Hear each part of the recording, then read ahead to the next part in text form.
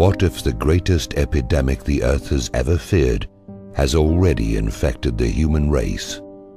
What if human beings have been deceived into believing that fear is love, that war is peace, and that slavery is freedom? We're at war with the most dangerous enemy that has ever faced mankind in his long climb from the swamp to the stars. And it's been said if we lose that war, and in so doing lose this way of freedom of ours, history will record with the greatest astonishment that those who had the most to lose did the least to prevent its happening. Well, I think it's time we ask ourselves if we still know the freedoms that were intended for us by the founding fathers. Somewhere a perversion has taken place.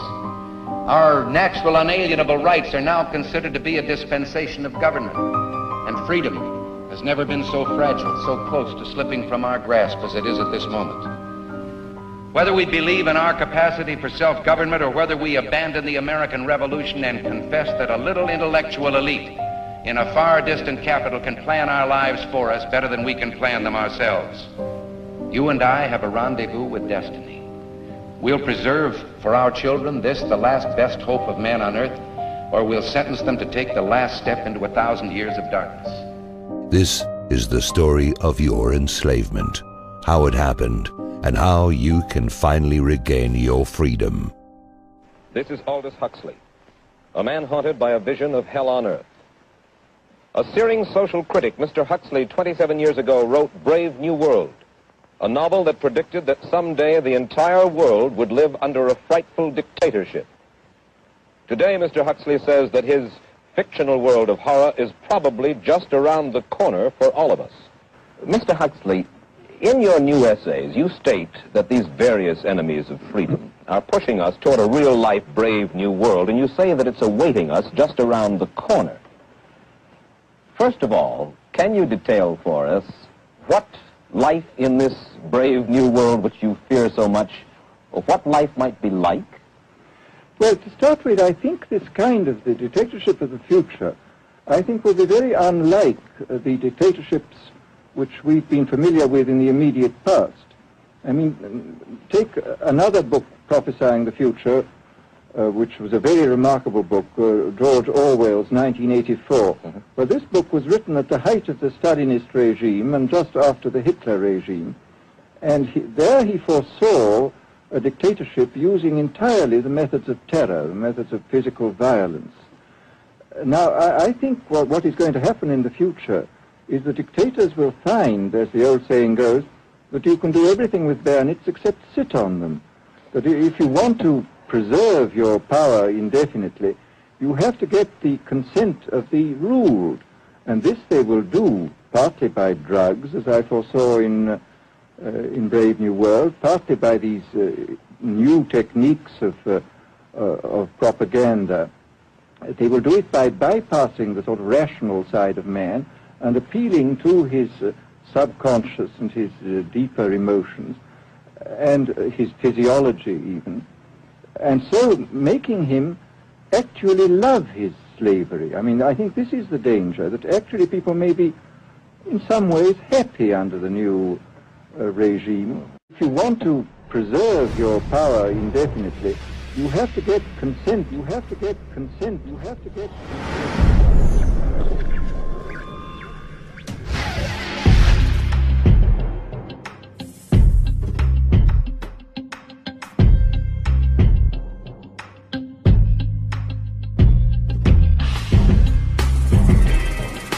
We are a nation that has a government, not the other way around. And this makes us special among the nations of the earth. Our government has no power except that granted it by the people. It is time to check and reverse the growth of government, which shows signs of having grown beyond the consent of the governed.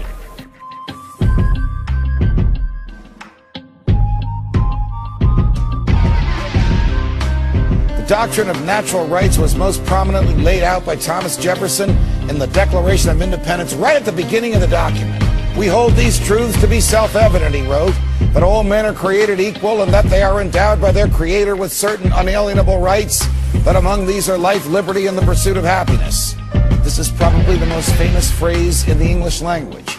But the words that immediately follow may be the most important. Here's what it says. To secure these rights, governments are instituted among men, deriving their just powers from the consent of the governed.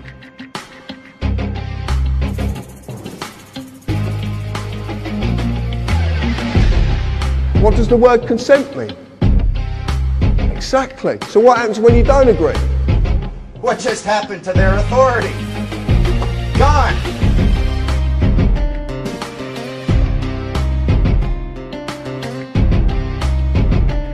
Government of the people and by the people sets a single standard for all who would hold power.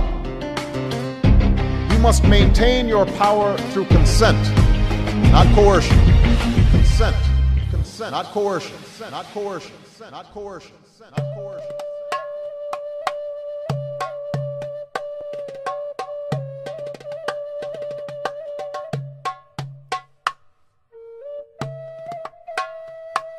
Anyone born in the Western Hemisphere is a Native American.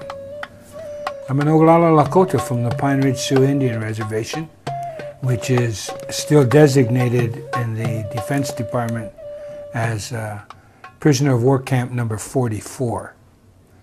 You see, Indian people, we don't have any rights, any constitutional protections on the reservation whatsoever. No freedom of speech. No privacy. Wow, you Americans are in the same boat. Be that as it may, what has happened after they economically forced us into these prisoner of war camps by destroying our food supply and our right of passage in our own land, they confined us to these, and then they began practicing and perfecting their colonial tactics. What has happened is now America, because of the irresponsibility of your forebears and the irresponsibility of yourselves, you are now on one huge Indian reservation. You know, the American people, for too long, have been an irresponsible, free people. And even generation to generation, as they've become less free, they don't recognize it. They have lost the ability of critical thought. In order to regain critical thought, all you have to do is read your Constitution and then look at the laws that govern you, especially from the federal perspective. It's unconscionable to allow your freedoms to be taken away decade after decade after decade. Real freedoms are eaten up a little at a time, while government controls are slipped on, while the real power is collected into a few hands. Where government is not limited, no man is free.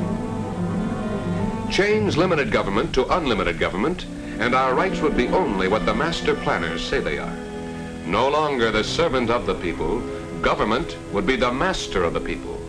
That's the way to change what we have, take all power and all freedoms away from the people and collect everything into the hands of one small group with absolute power.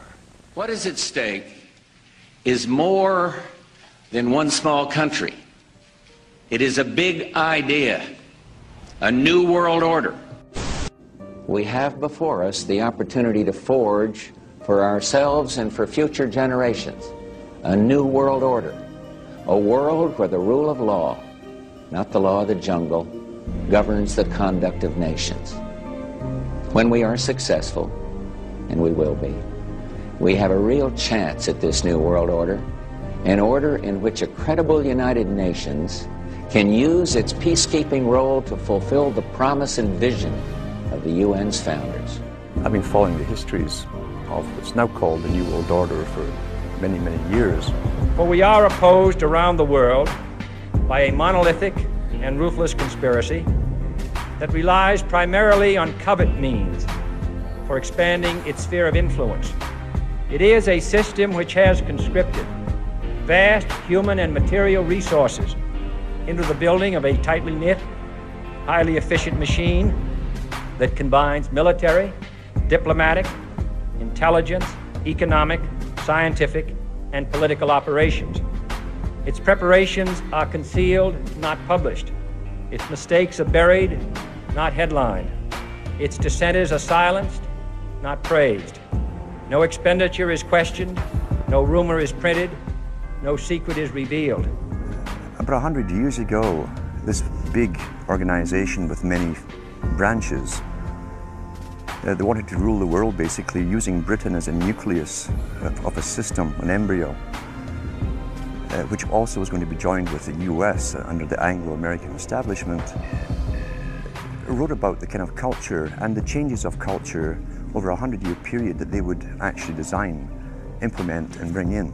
But if you can get people to consent to the state of affairs in which they are living, the state of servitude, the state of being, having their differences ironed out and being made amenable to mass production methods on the social level, if you can do this, then you are likely to have a much more stable, a much more lasting society, a much more easily controllable society than you would if you were relying wholly on clubs and firing squads and concentration camps. Do you think it's possible somewhere down the road to see a North American Union that might merge into some sort of a global governing body?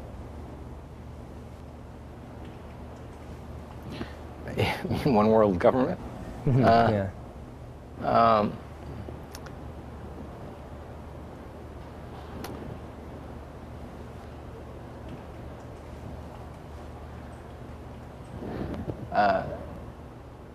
The goal of this web is to change society in every country to create a global fascist communist dictatorship based on a world government that would dictate to every country, a world central bank that would dictate all world finance in every country, a world currency, just electronic, not cash, a single world currency, a world army to impose the will of the world government, and a microchip population, which people absolutely laughed at when I came out with that, well, I don't know, 15 years ago or more, but no, they're not laughing anything like so much now because all these things are starting to happen. In 1965, David Rockefeller gave a speech to the International Industrial Conference in San Francisco, where he said, "We have entered upon an era in which interdisciplinary cooperation on a worldwide basis must be the cornerstone of accomplishment. Each of us has the duty to fashion his own contribution to fit the grand design of a global community. For many of us, the marketplace of tomorrow will be no less than this whole planet of Earth. What we do will manifest itself in ways that we cannot foretell, and it will have an unforeseen impact upon individual lives and whole societies. What we are is God's gift to man. What we become is man's gift to God." These boys tended to publish the world that they saw coming into view, and they wrote it in their own hand, basically. They told us where they were taking the world. And when you start studying these things about the age of 14, 15, or even younger, and reading their books, and you live long enough, you will see that the world has turned out exactly as they planned. This can't be coincidence. And who can really write up a wish list and make it happen globally, unless there is an organization very, very powerful, probably the only organization really on the planet, an organization that can fund all sides, all oppositions, and using this synthesis of conflicting parties, they can literally make the world come into view as they planned. You are an old man who thinks in terms of nations and peoples. There are no nations. There are no peoples. There are no Russians. There are no Arabs. There are no third worlds. There is no West. There is only one holistic system of systems. One vast and immane, interwoven, interacting, multivariate, multinational dominion of dollars. It is the international system of currency which determines the totality of life on this planet. That is the natural order of things today. You get up on your little 21-inch screen and howl about America and democracy. There is no America. There is no democracy. We no longer live in a world of nations and ideologies, Mr. Beale. The world is a college of corporations, inexorably determined by the immutable bylaws of business. The world is a business, Mr. Beale. It has been since man crawled out of the slime. And our children will live, Mr. Beale, to see that perfect world in which there's no war or famine, oppression or brutality. One vast and ecumenical holding company for whom all men will work to serve a common profit, in which all men will hold a share of stock, all necessities provided, all anxieties tranquilized, all boredom amused. Manufacturing consent. What is that title meant to describe? Well, the title is actually borrowed from a book by Walter Lippmann, written back around 1921, in which he described what he called the manufacture of consent as a revolution in the practice of democracy. What it amounts to is a technique of control. And he said this was useful and necessary because the common interests, the general concerns of all people, elude the public. The public just isn't up to dealing with them, and they have to be the domain of what he called a specialized class. Notice that that's the opposite of the standard view about democracy.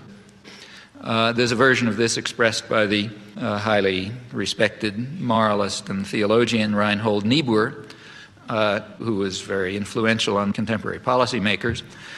His view was that rationality belongs to the cool observer, but because of the stupidity of the average man, he follows not reason but faith. And this naive faith requires necessary illusion. CNN projects that Barack Obama will be re-elected president of the United States. He will remain in the White House for another 4 years because we project he will carry the state of Ohio. By carrying Ohio, he wins re-election. What we have to look at is the president is the chief executive officer of this corporation called the United States of America. What did you just say? The president is the chief executive officer of this corporation called the United States of America.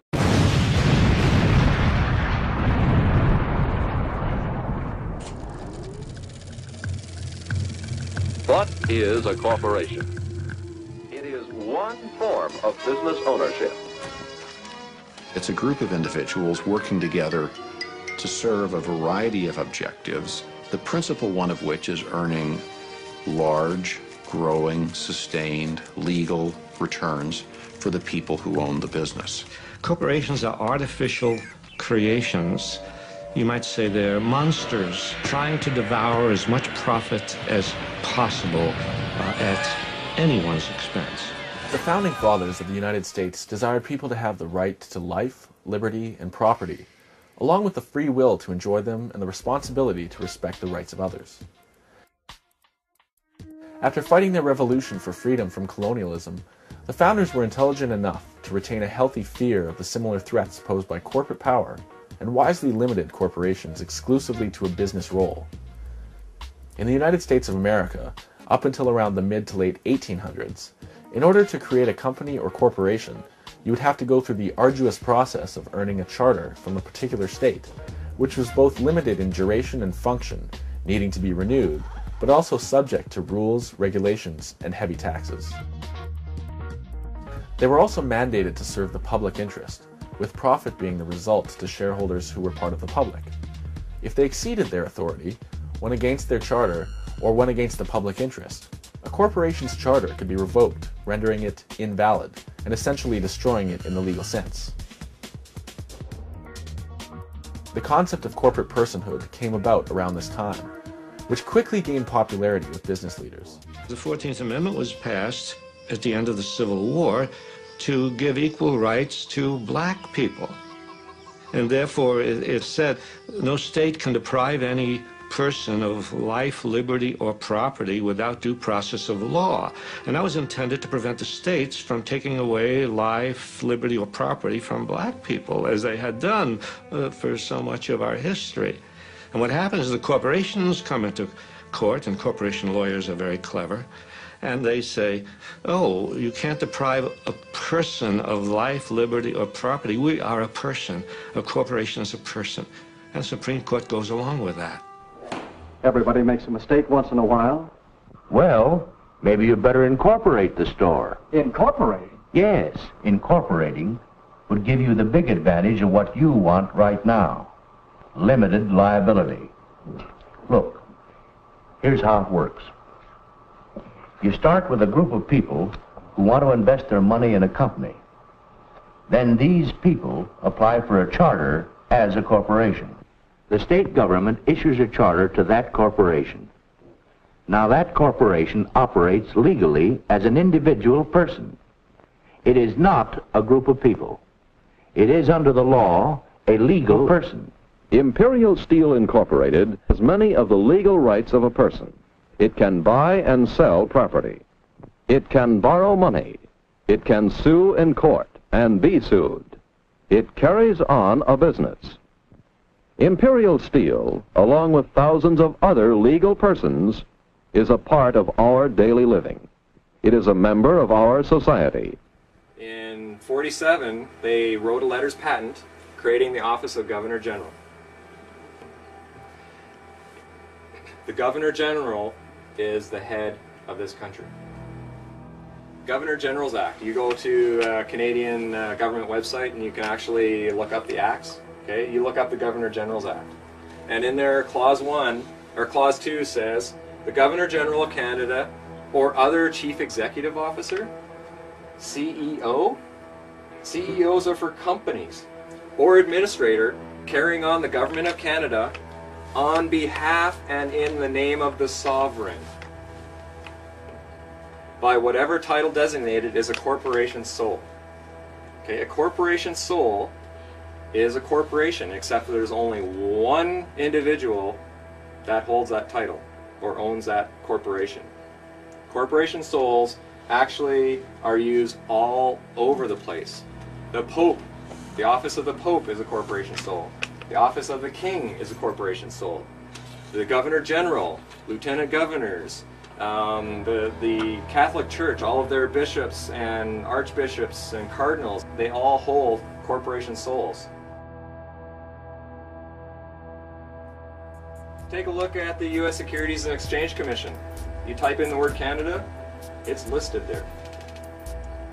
Canada actually has to file with the U.S. Securities and Exchange Commission every year.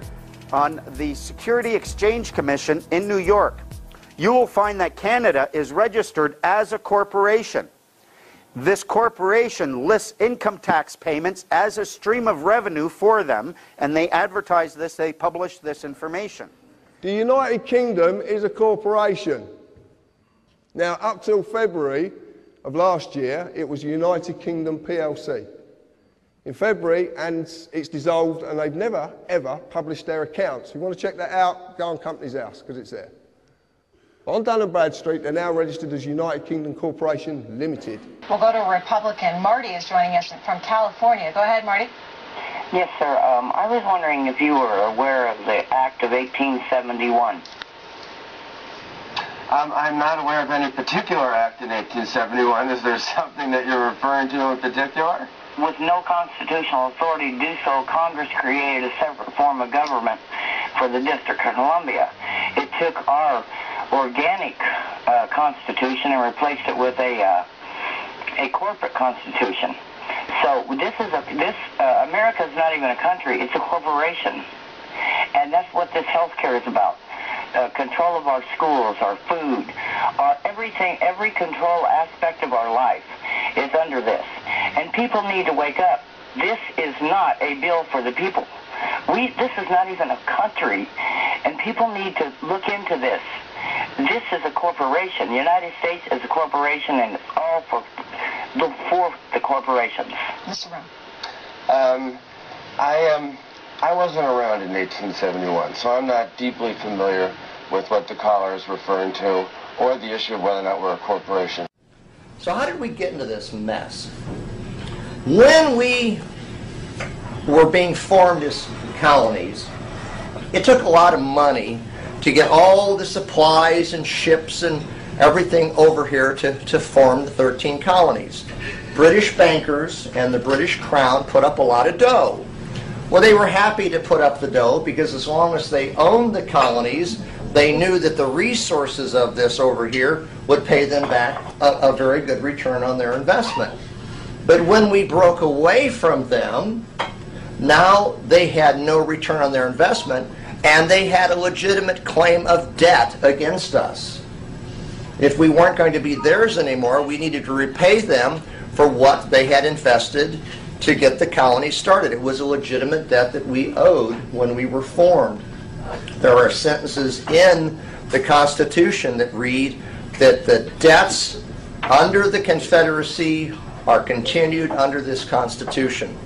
So the Constitution is also an agreement of debt to the British and to the French, because we asked the French to help us defeat the British, and they wanted to be paid back for their military expenditures.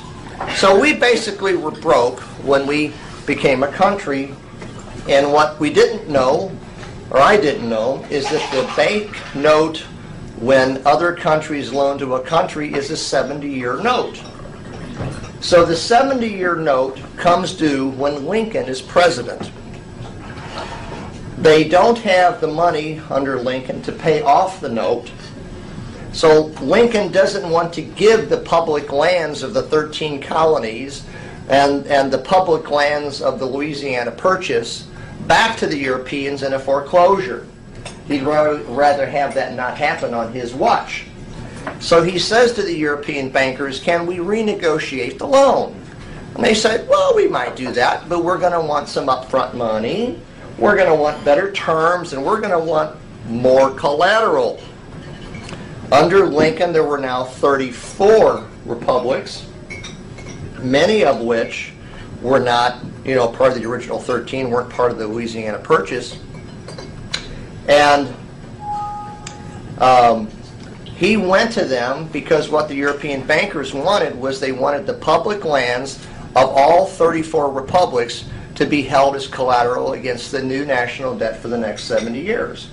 Well, when the southern states heard that they were being asked to do this in a war that they hadn't fought in for collateral to bankers, and they didn't like the terms, they basically said we're not going to do it, and they seceded. The real reason for the Civil War and the secession of the states was over the collateralizing of the public lands of those republics. Slavery might have been an issue and various other things. State rights was involved in it, but it was really over the collateralizing of the public lands, and they weren't going to do it. They were done. They were done being pushed around by basically the international bankers. And they decided to leave the Union. And they had every right to do that because they were sovereign individual nation states. They had the right to leave or break the contract because that's what the Constitution was. They call it a compact, but ultimately it was just a contract between the states. When the southern states walked out of Congress on March 27, 1861, the quorum to conduct business under the Constitution was lost. The only votes that Congress could lawfully take under parliamentary law were those to set the time to reconvene, to take a vote to get a quorum, and to vote to adjourn and set a date, time, and place to reconvene in a later date or a later time. But instead, Congress abandoned the House and the Senate without setting a date, and that's called sine die. Now Lincoln has a problem. He no longer has a quorum to convene Congress. He can't renegotiate the loan because he has no power to pass any laws. Congress actually ceased to exist. And in fact, they no longer even had the ability to declare war. So in 1861, on March 27th, Congress disappeared. The lawful Congress disappeared. A little less than a month later, a man that was claiming to be president of the United States, Abraham Lincoln, issued Executive Order 1. Why do I say claiming to be president? Because he was no longer president. When the contract called the Constitution ceased to exist, so did the United States. The United States only existed because of that contract, because of the Constitution. So Abraham Lincoln issues Executive Order 1. And what he did was he established a martial rule, basically, over the federal territories. They found a way to actually take back control of all territories, or at least the federal territories. And that's what Abraham Lincoln did on April 15th. Now, everybody knows what April 15th is today. Yeah. It's the day you guys all pay your taxes. 1863, Abraham Lincoln issues the Lieber Code, General Orders 100. What is that? Well, go home, Google it, and then you'll start reading about your government. The General Orders 100, the Lieber Code, is the government we're living under. Remember, the Constitution disappeared in 1861. But in 1863, they needed some way to govern the territories, the federal territories. And they did that through General Orders 100. Go home, look up the Lieber Code, that's L-E-I-B-E-R, the Lieber Code, or General Orders 100. Look it up, and you will see your government. You'll actually read it and go, wow, you know what, there's more things going on here than I thought. It's a military government. Remember this, the dictatorship was established in 1861 because there was no true Congress and there was no president. Also in 1863, the Supreme Court was abolished. Why would they need a Supreme Court when there was no Constitution? The Article 3 judiciary didn't exist anymore, so why should they pretend they need the Supreme Court? They reestablished a new Supreme Court in the District of Columbia that they controlled completely. But it's not the same Supreme Court. In 1865, the second 13th Amendment was created. Why? Because the first 13th Amendment was the amendment that didn't allow attorneys to hold office. You couldn't have a title of nobility with the original 13th Amendment. That was still part of the original organic Constitution. What did they replace it with? In 1865, the one that everybody talks about being so good. It was the freeing of the slaves. That's what they say. No, that's not what happened. The 13th Amendment was not about freeing slaves. It was about creating a government where voluntary servitude was a possibility. In 1870, the 15th Amendment was passed. What amendment is that? That's the amendment to the legal right to vote. Legal right, not lawful, legal right to vote. What did they do? They made it so you had to register to vote to participate in their legal system. Did you need to register prior to that? No. You actually had a right to participate. Now you had to register. In fact, what did they say? Voting is a privilege. It is. It's not a right. It's a privilege in their world. And they've made it a privilege. And you know what? What can you do with a privilege that you can't do with a right? Take it away. Also in 1870, something really important happened. The Department of Justice was created.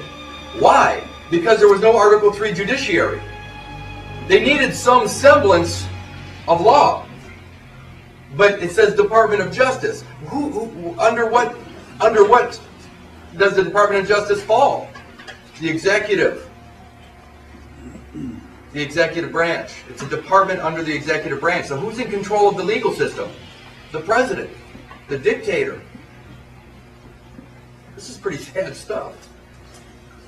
That was in 1870.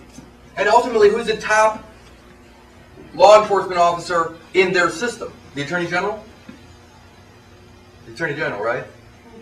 In the Department of Justice? Yeah. Okay. So it doesn't have anything to do with the Supreme Court or anything like that? No, it's the Attorney General. In 1871, then, a new private municipal corporation was created under the Organic Act. And this new private municipal corporation had a charter, a document of incorporation. And that was called the Constitution of the United States of America. It's a private corporate charter. This is not the Article 6 Constitution that says this Constitution, the one that was written in 1789. It was the Constitution that was assembled and put together in 1871. It's not this Constitution that they speak of in Article 6 of the Constitution, the original Constitution. It's a Constitution that resembles this Constitution. When they said this Constitution in Article 6, what are they saying? They're saying this moment in time, this Constitution. It's not a living document. It is very specific. The one they have now is living, because they can change it up and do whatever they want. And very soon they will. In the 1870s, that's when Congress started giving the banks the right to rule. They start stripping away your freedoms by developing the corporation. You know, a piece of paper. A piece of paper.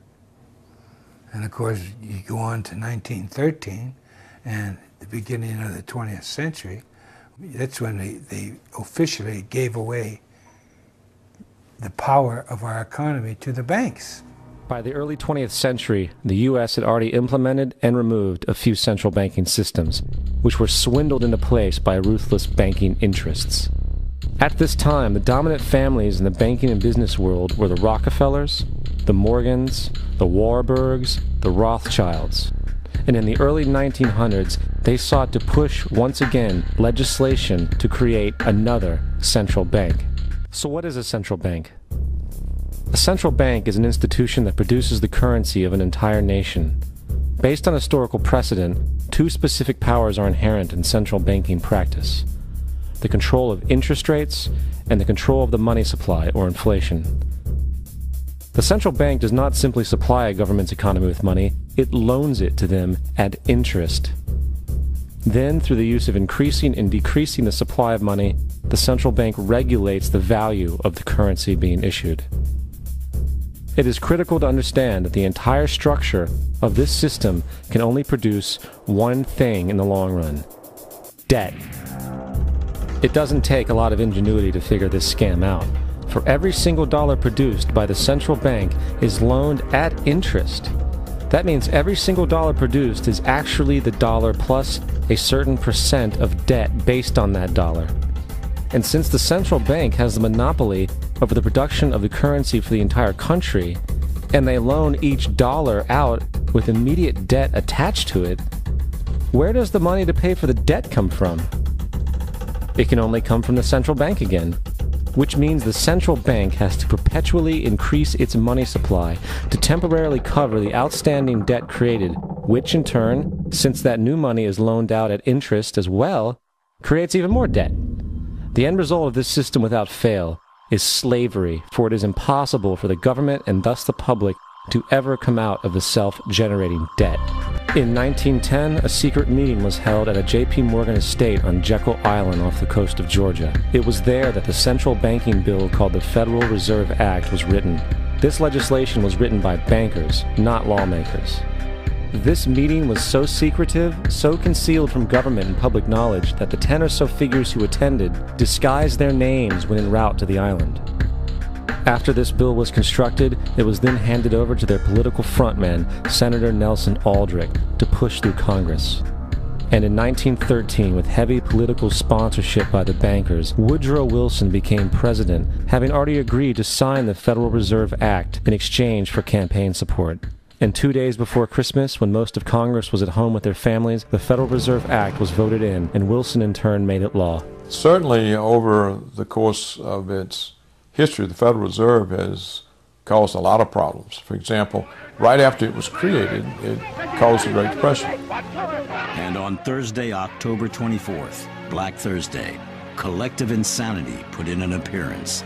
In just a few hours, 13 million stocks were suddenly dumped on the market by panic-stricken shareholders who didn't even know at what price they'd sold their shares. After 3 years of intense speculation, Wall Street crashed. And no one was in a position to decide to close the stock market. The president of Wall Street was on vacation in Hawaii.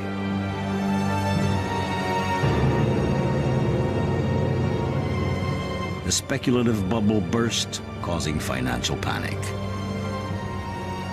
Through a domino effect, the whole of the stock market collapsed.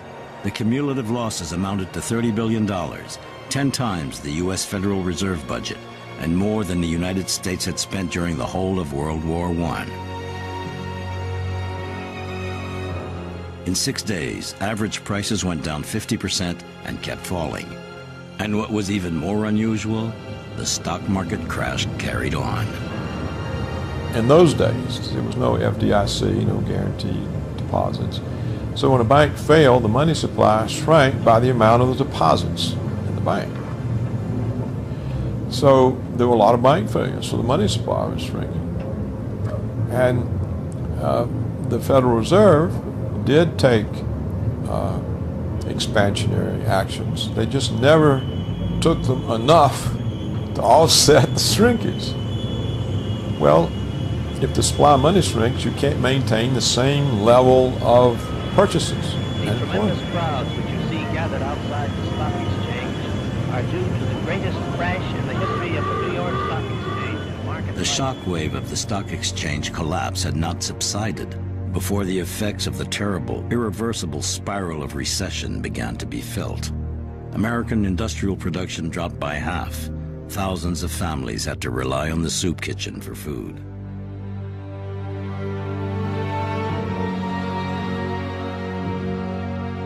America's sturdiest strongholds collapsed after the Wall Street crash.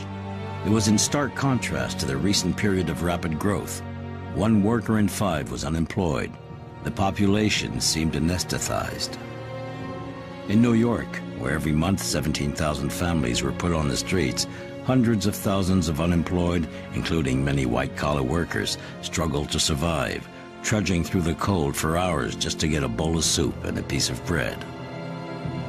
I pledge myself to a new deal for the American people.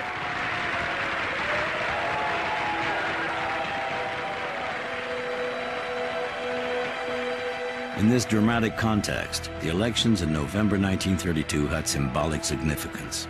Roosevelt promised to curb the devastating effects of the 1929 crash with measures such as the reform of the banking system, the assurance of a healthy currency, and economic and social aid.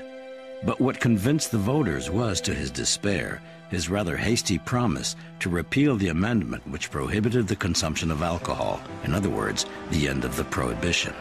Franklin D. Roosevelt won with 23 million votes, compared to Hoover, who only obtained 16 million.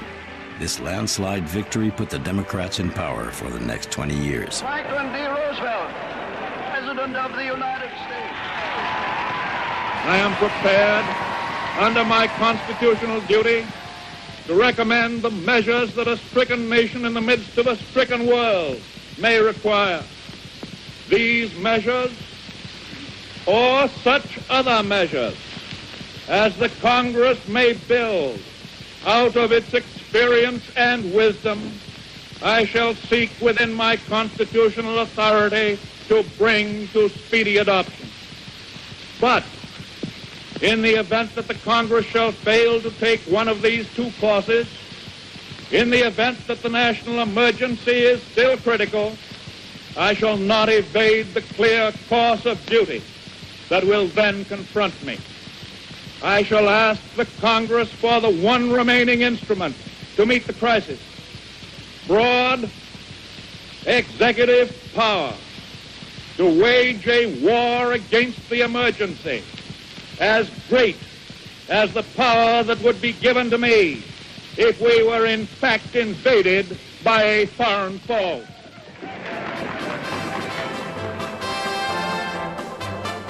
Preceded by a big show, Roosevelt launched his program to fight the effects of the Great Depression and to give a new boost to the American economy, which had been ravaged since the 1929 stock market crash. $5 billion were allocated to fight unemployment. Over 3 million Americans were hired, rising to 8 million 2 years later. Roosevelt had 15 key laws passed. He established a system of social welfare, pensions, unemployment benefit. He outlawed child labor, discrimination against hiring blacks and women, and he introduced a minimum wage. A few timid people who fear progress will try to give you new and strange names for what we are doing. Sometimes they will call it fascism, and sometimes communism, and sometimes regimentation, and sometimes socialism. But in so doing, they are trying to make very complex and theoretical something that is really very simple. Hitler has often protested that his plans for conquest do not extend across the Atlantic Ocean, but his submarines and raiders prove otherwise. And so does the entire design of his new world order. For example, I have in my possession a secret map made in Germany by Hitler's government, by the planners of the new world order. It always comes as a shock when people realize that some of the greatest mass murderers of history and greatest tyrants of history were actually supported and funded by very wealthy financiers and forces in the United States and in Great Britain. They sometimes go very closely hand in hand. Everybody knows about the rise of Hitler, but they don't realize that the Nazi Party was funded by many of the banking dynasties that still exist in the United States. They funded him, the large corporations. They went into partnership with some of the German corporations. They called it IG Farben. It was a cartel. And they put up tremendous amounts of money as investment into the Nazi war machine. Hitler had a dream that his big business should dominate the world. He called his dream the New Order. Foreign big business was weakened during the war, and today American big business is the strongest. And they have a dream to dominate the world.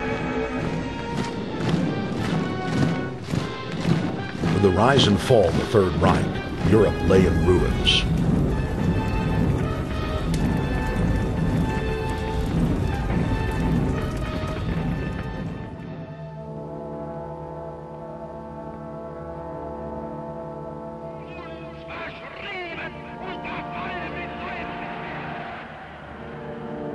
Once again, the elite claimed that only global governance could save humanity from certain destruction. And this time, the elite would succeed in setting up their world body.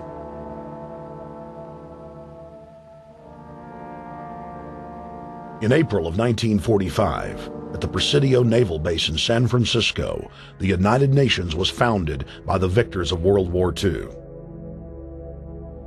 The United Nations complex was then built in New York City on land donated by John D. Rockefeller.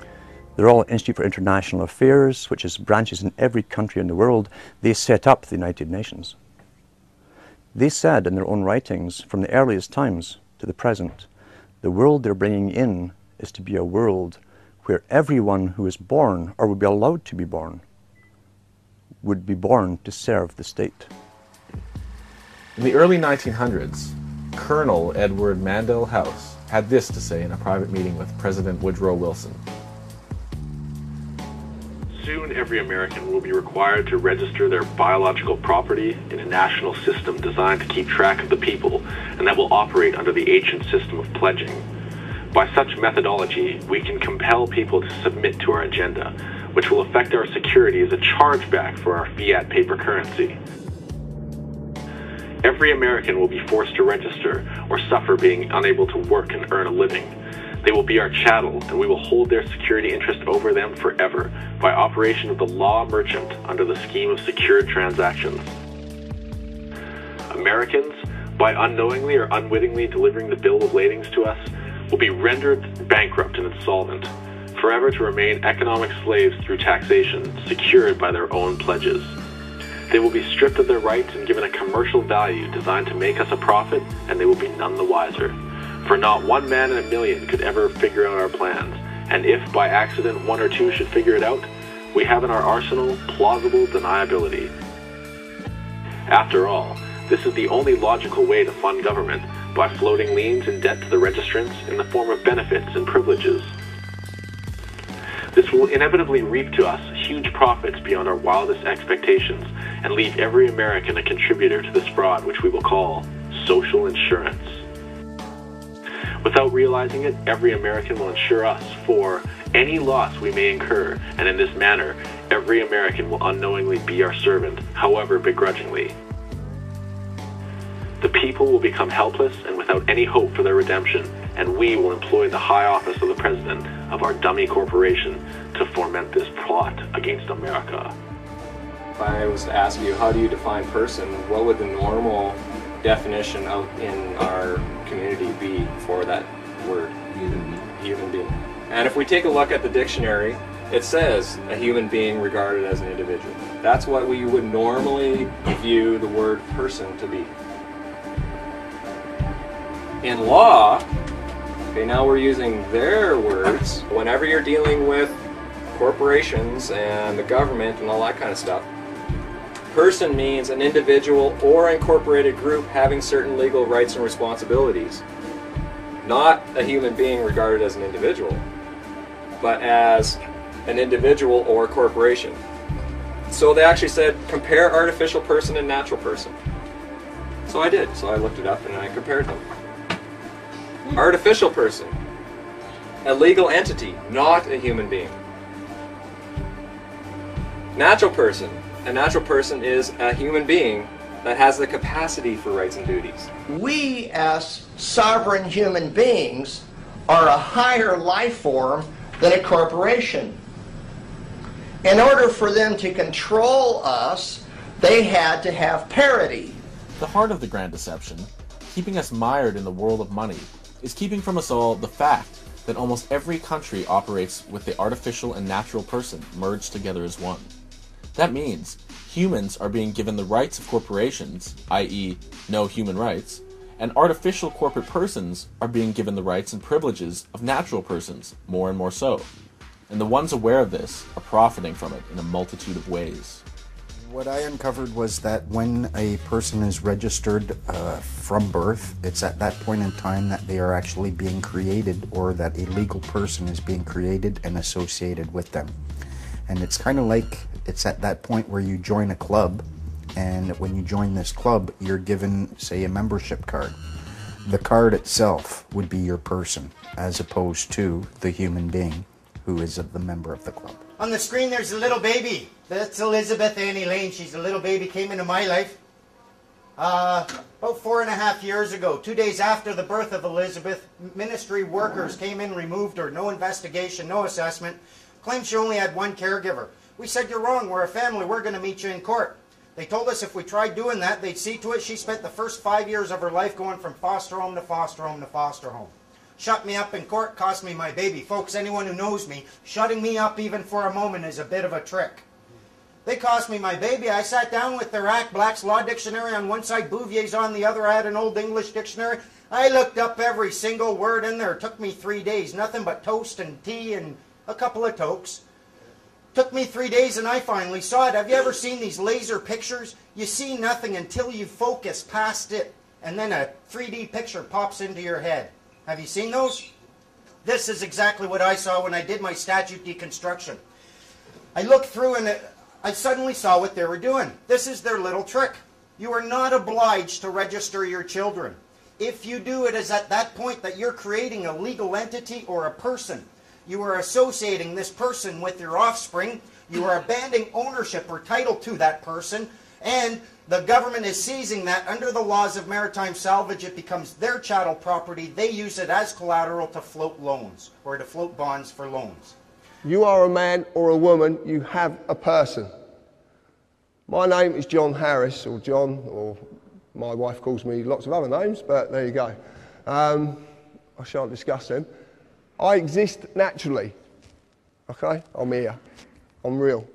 I was created by divine, whatever you want to call it. I don't want to get into any of this sort of, I don't know what it is, so I just say divine, it's the easiest way. But I was created. I'm subject to common law jurisdiction. I must never harm another or cause another loss, any form of loss. I'm free and unlimited ability to contract and settle debt in private and under commercial law. I can basically do as I please as long as I abide by these principles. My person, which is attached to me, is Mr. J. Harris, who's a fictional entity created by the government. Subject to civil policy jurisdiction, must fulfil all duties given to and governed by corporate policy, tax, etc., under statute. Does business in the public sector, or I don't. The creation of the person. When you were born, your mother, father, submitted a birth certificate registration application form. In the formulation of any limited company corporation, there is always a certificate of registration to create its legal personality. Your fictional person, known by Mr., Mrs. or blah, blah, blah, you can see it up there, is created by the same means. When you submit, you are bending to another's will. Okay? So you're bending, you're agreeing to bend to their will. When you register, you are handing over title ownership of whatever you're registering to whoever you are registering it to. You actually physically hand this over. And in doing this, you acknowledge the transferring of that authority. When you apply, it actually means you're begging. And when you beg, it's assumed you know what you're begging for and you know what you're going to give up. That's what this means. Most of the time, you actually volunteer an application. You actually volunteer. You're not made to do it. Did I make you get a credit card? But you submit an application. Everything in this, the whole world is created, it runs on submitting applications for this, submitting applications for that. You get a certified copy, you do not get the original, because that goes somewhere else. This up here, when you actually look at this, you look at this, and you get your own. When you get home, or you get your kids, whatever, get this document and look at it, because it's phenomenal what they've done. The name of the person's being created in capitalised surname. See, the surname's in capitals, okay? It's a fiction. This is being created. That fiction is going to be created there. But what they need is, they need another fiction to do it. They have to have a fiction there to do this, who is the informant. You actually inform on your own children. Do you know that? You inform on them. It's brilliant, isn't it? Eh? And your qualification is, you're one of their parents. Mad, mad. And it's capitalised, it's all capitalised. And it is absolutely true. Look at your birth certificate, informant, the qualification needed, and it will say needed, and you inform because you are the father or the mother. What you don't know is that at the bottom, there is a declaration. Now, a declaration is in common law. A declaration is a sworn oath of a man or a woman. And there's a reason that's on the bottom. Because without that man or woman being present, the fictitious mother or father isn't present. Now you're seeing that the person is attached to the human being. But to do this, they need the human being to be there. That's why there's a declaration at the bottom of it. And this, it says it quite simply. You have to be present to represent the person needed to create the new person's legal personality. I know it's a tongue, believe me, it's mind-boggling, but it really is. This is what we found. And it all makes sense. That's the point. This is what I want to tell you about it. And then you register it to a corporation. The General Register Office. Get your birth certificate and lift it up and you'll see GRO. It's a General Register Office. That's who you're registering it to. Adele is known for being low pro, and now that she's a mother, she wants her baby to be low pro too. The Sun reports that the singer is set to face a penalty of 1,000 British pounds for not registering her son within a 42-day deadline. A source told the newspaper, quote, Most parents register their baby within a couple of weeks because it's the nice thing to do. There's loads of reasons why parents are late, and millions of couples don't bother for ages. But cops won't bang down doors or anything. Adele and her fiance Simon Konecki will start receiving warning letters within the next few weeks.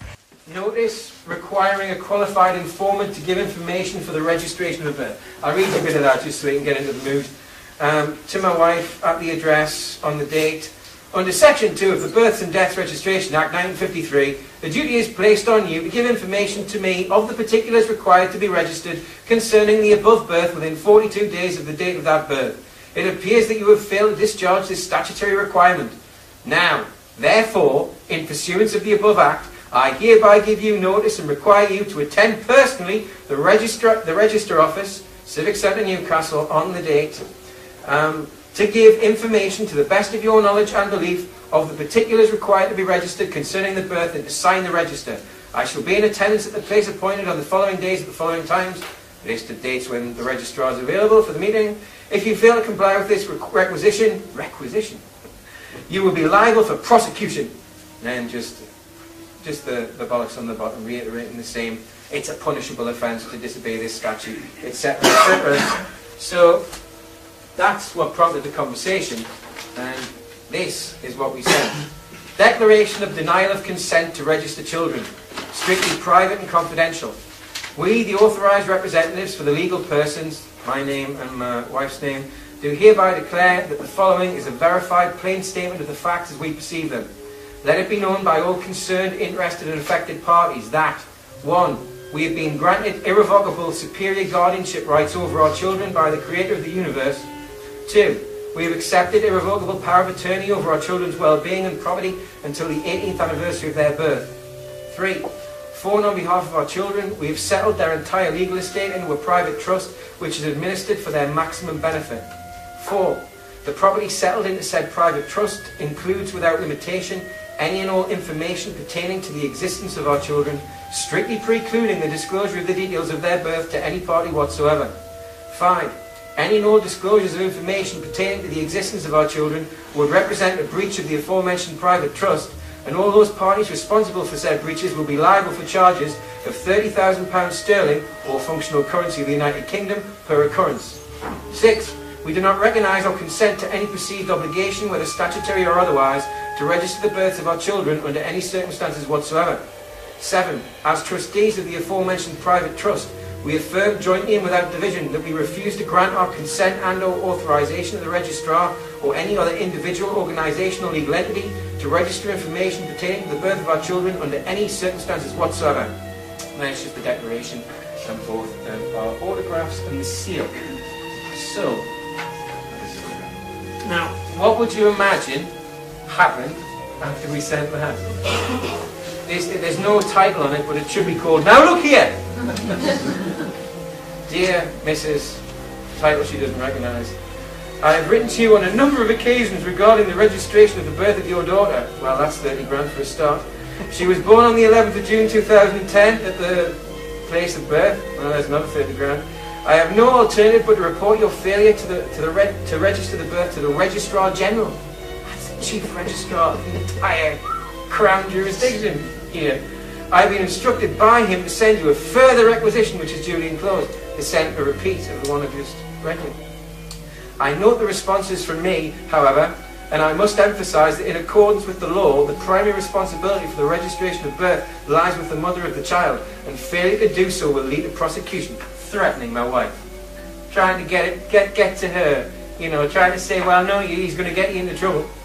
Please contact this office immediately with a view to making a convenient appointment. Telephone number is blah blah blah. I urge you to respond in a positive manner to this request, as your daughter will face considerable difficulties in the future if she does not have a birth certificate. I look forward to seeing you in the near future. Signed by the registration officer. So, I wrote well, I was ready with a conditional acceptance. And the terms of this conditional acceptance would basically prove that we weren't granted the things that we were granted, that we acknowledge in the declaration that I just read you, prove that there's a benefit in registering for our daughter, and prove that we have consented to the statutory authority that you claim over us. The course they couldn't do it. They couldn't do it. Now, I also pointed out to them that in the unlikely event that we were found guilty of giving them the information that they are requisitioning from us, they would be liable for the charges that had already been levied. But if we were found guilty by a competent court, we would be more than happy to pay the fine of £2 per occurrence. They didn't write back after that. I was raised to respect authority, follow the authority, and do as they say. And I think most people are brought up that way. What I've learned, though, is that that authority is based 100% on our consent to being governed. And I found a Supreme Court ruling that says that the consent of the governed is a foundational principle of democracy. Now, what's consent? Does that imply that you have a choice whether you're going to agree to that or not? And I would suggest that the answer is yes. So we all have free will choice to consent to being governed. When we do that, then we've given them permission to use their authority over us. So when we used our free will to apply for or register for something, we gave them permission to create a corporation to interact between the man and the system. And it's that corporation that the system acts upon, but because we don't know who we are, we assume or we think that that is us. So when you take a look at your credit card or take a look at your driver's license or your birth certificate or any of that kind of stuff, a lot of people, and including myself, thought that that was actually me. And that's not true. So when the courts are acting upon it, all they can really act upon is the corporation. And the only reason they can act upon the man is because we agree to be the representative of that corporation and bind ourselves to the terms and conditions of that agreement. But we can say no at any time. This is what they don't want you to know. You can actually just say no to them. Somewhere along the lines, we lost it. When we were kids, when you were a 5-year-old, a 7-year-old child, you had what it takes to say, no, you are not the boss of me. You're not the boss of me. Yes, I am. No, you're not. Yes, you are. But somewhere in high school, we've lost it so that now we're just, oh, everyone's the boss of me. The court, the government, every police officer. What happened so that we lost the ability to say, you're not the boss of me? I think they did it when they got everyone to become a government employee. And then that's this way, where normally they would be our servants and we would be in charge of them, they tricked us all into getting social insurance numbers. These numbers identify us as a government employee. We're receiving benefits, as they call them, and therefore we are bound by the rules that bind all government employees. And so they've tricked us. We're a nation of people employed by the government, bound by the rules that the government makes, but only because we are employed by them. You are all sinners. You have a social insurance number. Do you know what that means? You sin. You're collateral to them. Close. It was a rhetorical question. They have ruled, they identify it. When you go in there, they call that social insurance number an employee identification number. If you want to pay into the Canada Pension Plan, you need a social insurance number. The courts have ruled payment into a pension plan is prima facie evidence of employee status. Only employees pay into a pension plan. They'll tell you you need this number to work legally in Canada. Change the in to for and you're closer to the truth. You're working for Canada. If someone tells you, I work legally in Walmart, are they not also then automatically working legally for Walmart? The fact is, your social insurance number means you are all government agents. When I hear you complaining about the government, I don't hear citizens complaining about their lawful government. I hear employees bitching about their employer. You go into Walmart, a Walmart employee, he's going to have certain rules that he's not allowed to do things. He can't come in and have alcohol on his breath. Who says you can't go into Walmart after having a couple of beer? You don't work there. All of these rules that they use, the Income Tax Act, that's why you have to pay income tax. If you go to a temporary job placement agency, they will set you up with a job, but now you have to pay them a portion of what you earned. Why? Because you were working as an agent for them. That's why you have to pay income tax to the federal government. You are working as a federal agent under a contract for service instead of a free man under a contract for hire. Please? You just want me to come running up to kick that ball so you can pull it away and see me land flat on my back and kill myself. This time you can trust me. See? Here's a signed document, testifying that I promised not to pull it away. It is signed. It's a signed document. I guess if you have a signed document in your possession, you can't go wrong. This year I'm really going to kick that football.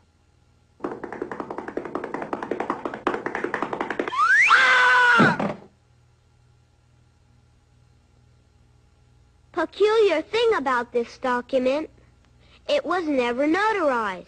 I've become tax exempt. I entered a process with HMRC where I proved beyond doubt administratively in a process without court, even though they were threatening me with court, if I didn't fill in 7 years worth of tax returns and pay their late filing penalties, they were going to take me to court and ask for a charging order against whatever property I have to repay this alleged debt. Much along the same lines as why we made the declaration with regard to our daughter, I decided that I wasn't going to pay a penny in tax or late filing penalties, and I wasn't going to give any tax returns when I returned to the UK under any circumstances, and I was going to see how long it took for them to find me. Well, they found me and they sent me demands for a couple of years, which I initially ignored, and then I wrote to them explaining that I didn't believe that I had a liability, that they couldn't prove that I had one, and I made a declaration, it was called Declaration of Cancellation of Tax Registration. And in this declaration, and all of this is on Free the Planet, I declared that there was no evidence that proved beyond reasonable doubt that I could be deemed a taxpayer. I sent them an opportunity to cure their dishonour of the conditional acceptance that I already told you about, because they failed to provide the evidence that I was a taxpayer. And then they sent this one. Further to my colleague, Mrs. Langdon's letter to you of the 18th of March, I write now in response to your letter of the 9th of March. Initially, I will advise you that both the presumption and time deadline stated in the penultimate paragraph of your letter are not accepted, as I will explain. I am sure that you are as keen as I am to bring this matter to a swift conclusion. With this in mind, I will answer the points in your letter which are relevant to the matter in hand. This is the head of the Debt Management Office, by the way. You have been sent self-assessment tax returns for the years shown at the head of this letter because you are registered with HM Revenue and Customs, not anymore, as a self-employed person. I can see that you have filled in self-assessment returns in the past, for example, for the years 2001 to 2, 2002 to 3, and 2003 to 4, in which you have completed a self-employment page describing your trade as variously, etc., etc. There is no indication on any of these returns that you have ceased self-employment, and this is why you correctly continue to be issued with returns. Because you have not completed or filed these returns, you have been charged penalties upon which interest continues to accrue. Furthermore, when a taxpayer fails to meet his obligation to file a return, HMRC has the power to raise a revenue determination to estimate the liability due and unpaid. This determination is recoverable in law and can only be superseded by filing the return. There is no right of appeal against a revenue determination. And there's the list of these. The legislative basis upon which these actions are based can be found at the following points in the Tax Management Act 1970, Section 28C, Section 93.2, Section 93.4. There is no requirement in legislation for HMRC to provide the material evidence requested in your letter, and this vitiates the presumption in the penultimate paragraph of your letter. If this is still unclear, you may wish to seek advice from a qualified legal professional. You should now complete these returns, yada yada yada. Okay, so I just sent them a reminder. And I then received something a little bit unexpected. After the reminder that they just sidestepped all of the issues, and that they couldn't prove that I was a taxpayer, and that they couldn't prove that I'd had a benefit from anything I'd paid, and that they couldn't prove that anything I'd paid hadn't been spent on the illegal wars, I got sent from a different office the tax return for that year. So I sent it back. Refused for cause. That means at a 45-degree angle, in red, I printed on, because I got a template made on my computer, block capitals, red ink, refused for cause, without dishonour, without recourse, without prejudice, on the front, and I sent it straight back to them. I didn't hear anything back for a month. And then I got this. This is from a different office again. We have looked at your last tax return and do not propose to send you any more returns in the future. However, if there have been any changes in your financial circumstances since the information given in that return, they mean my declaration, or they change in the future, you must let us know straight away. That's pretty much it. The rest is just blabber. Nothing. Meaningless. In other words, they accepted that I was no longer liable for tax. I just proved that tax is voluntary. You have to volunteer to be a taxpayer. They presume that you are until you rebut it, or it's well and truly rebutted. Because that didn't come on its own.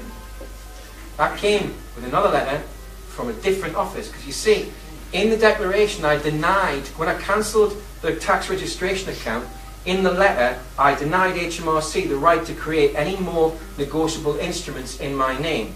And in the end, they backed down completely, and they said they were no longer going to come after me for tax returns. They cancelled my account upon my instructions, and they refunded me the balance of my tax account, which I didn't even know existed. Now, it was only a little under £200, but that's what happened when I cancelled my account, which is my contract with HMRC. They can now no longer take anything from me because I'm classed as having no income, so I can't be taxed. We have natural, God-given rights. But this system has persuaded us to waive those rights for the benefit of this society. These benefits aren't benefits. They're made to seem like benefits, but they're all liabilities. They all work against us. The system isn't for us. The system is to allow a wealthy elite, a parasitic elite, to continue in their lap of luxury, supported by all of us working our asses off to keep them where they are. That's it. No more than that. We've given up our rights, mainly because we don't know what our rights are. And this is where the freemen come in, because we're trying to make sure that those rights don't disappear. The policeman on the corner is a good symbol for law. Like the policeman, law directs us in doing the right things to live together in harmony. And law forbids us from doing the wrong things that tend to destroy that social harmony. But law is more than the policeman on the corner, more than the courthouse where our laws are enforced, more than the jail where lawbreakers are punished. Law is one of three forms of social control which regulate our daily lives. Custom, what we usually do. Moral code, what we should do. And law, what we must do. Now, just how do these social controls affect us? Law is a whole body of rules for our conduct made by representatives of the people and enforced by established means. We all know that there are many don'ts in the laws we make.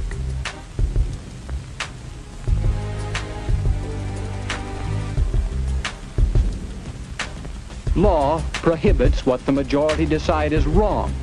Law directs what is agreed to be right. The town or city in which you live has laws which control you.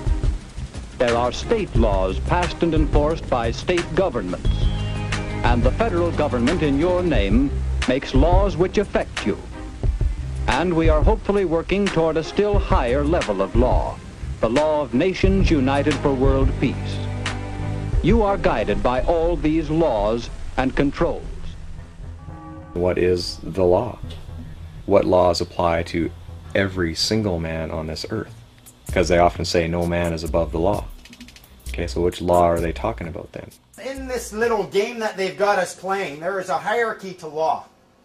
If you look on the right-hand side, natural law is the epitome. That's the top. Natural law is essentially your rights and duties to those whom you love. Imagine for a moment you're in a forest. You live there with your family, no one else is anywhere around. Your rights and duties to your family essentially boils down to the natural law. It's all about love. The natural law, what law is all about, it's all about fundamentally love. Below that you will have commercial law. Let's suppose in this forest there's now not just you with your family, there's another family, you live 100 miles away. Once a month you want to trade some of your berries for his fish. The commercial law now will deal with your transactions. And these commercial law has to do with trust. You need to be able to trust the people you're engaging in commercial actions with. Below that you have a common law. The common law, imagine for a moment in this forest where before you only had 2 people, now you got hundreds and thousands of families living here. You need a certain system, a certain structure that's going to allow all of these people the protection that commercial law will afford them. It boils down to compassion, and it boils down to the Magna Carta, which essentially said that the government within this structure are bound by their own rules. Everybody's familiar with Robin Hood. King John, you know, the tyrant, was actually real. The problem with King John is that he did not know how to fight a war, and he had no land to his name. So he ran to the Pope in 1213 and asked Pope Innocent III for some help. And what he did is he actually turned over the whole Kingdom of England to the Pope in return for support from the Pope so that he could fight his wars. So that little document essentially turned King John into the Pope's vassal, which means that he promised to be loyal to the Pope, and the Pope then owned everything in England. A couple years later, his barons cornered him and stuck a knife to him and said, you know what, we're not happy with the way you're treating us, we want you to sign this Magna Carta. But if I sign this, I shall be no king. You have given me 24 overlords. These 24 will see that you carry out the terms of the Magna Carta. You have no choice, King John, but to sign. So the Magna Carta was the basis of English law. That's right, Jet. And the basis of American law as well. The English Magna Carta became the model for the American Bill of Rights.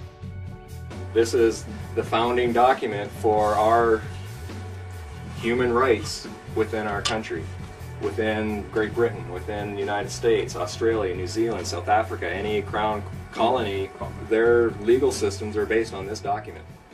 All of this side of the hierarchy of law, this all deals with your body as a human being. It has to do with your rights and your responsibilities and your duties as a human being in a common law jurisdiction.